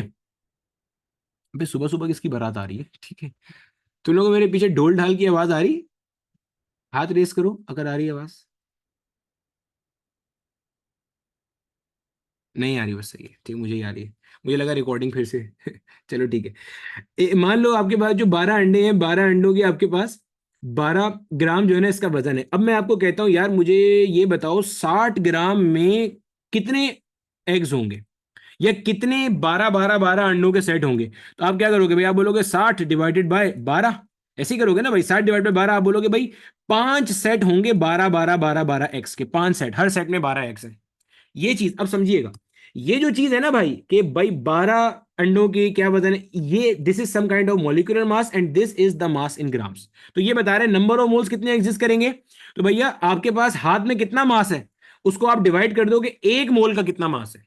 हाथ में कितना मास है? Small m। एक मोल का कितना मास है? Capital M। तो भाई mass in gram divided by molecular mass will give you the number of moles. सही हो गया भाई। टोटल मास इन ग्राम जितना भी है डिवाइड कर दो भाई एक मोल का जो भी मास है, तो आपको पता चल जाएगा नंबर ऑफ मोल्स कितने आपके हाथ में अवेलेबल हैंगे। ये सब चीजें करते जाना, क्योंकि आगे की क्लास में जो पैरामीटर है वो इसी फाउंडेशन पे बिल्ड होगा अपने पास। Keep this thing in mind, ठीक है। आगे हमने बोल्ट्जमैन कांस्टेंट पढ़ना है, फिर उसका नंबर ऑफ मोल से रिलेशन पढ़ना है, तो वो सब चीजें आपकी यहीं से आहिस्ता आहिस्ता आहिस्ता आहिस्ता चलते चलते बिल्ड हो रही होंगी। क्लियर हो गया भैया? ये हमारे पास था कुछ बेसिक सा फिनोमिना। 3 गैस लॉज हमने पढ़े। अभी मेरा बेटा हमारे पास जनरल गैस इक्वेशन का जो कॉन्सेप्ट है ना वो बाकी है। जनरल गैस इक्वेशन अभी हमारी नहीं हुई, जनरल गैस इक्वेशन अभी हमारी बाकी है, और इसके कुछ 2 3 सवाल भी मैंने कराने हैं, वो हमारे पास बाकी है। अब जरा अपना अगले हफ्ते का ना होमवर्क सुन लो। मैं 2 टॉपिकल प्रैक्टिस प्रॉब्लम या पास पेपर की शीट कह लो अपलोड करूंगा, 01 02। 01 तो आपसे पूरी हो जानी चाहिए, 02 पूरी नहीं होगी, क्योंकि अब तक मैंने आपको जनरल गैस इक्वेशन नहीं पढ़ाई है। इसमें थोड़ा सा कॉन्सेप्ट अभी बाकी है, क्योंकि इसके 4-5 सवाल भी हैं, मैं चाह नहीं रहा क्वेश्चन कोई छोड़ूं, तो वो इंशाल्लाह हम अगले उसमें करेंगे। तो जितनी टीपीपी आपसे हल हो अच्छी बात है, 1 तो कंप्लीट हो जाएगी, 2 शायद कंप्लीट ना हो सके। अगर अच्छा आंसर उसमें दिए हुए, अगर हल ना हो, तरीका वही है, लेक्चर देखो, वापस क्वेश्चन लगाओ, फिर शीट पे जाओ, फिर ना हो साइकिल वापस रिपीट कर दो, इधर से वापस उठ के इधर आ जाओ यहाँ, ठीक है, फिर ये काम करो। और कोशिश करना अगली क्लास में आने से पहले आपका ये लेक्चर पूरा का पूरा फेयर हुआ हुआ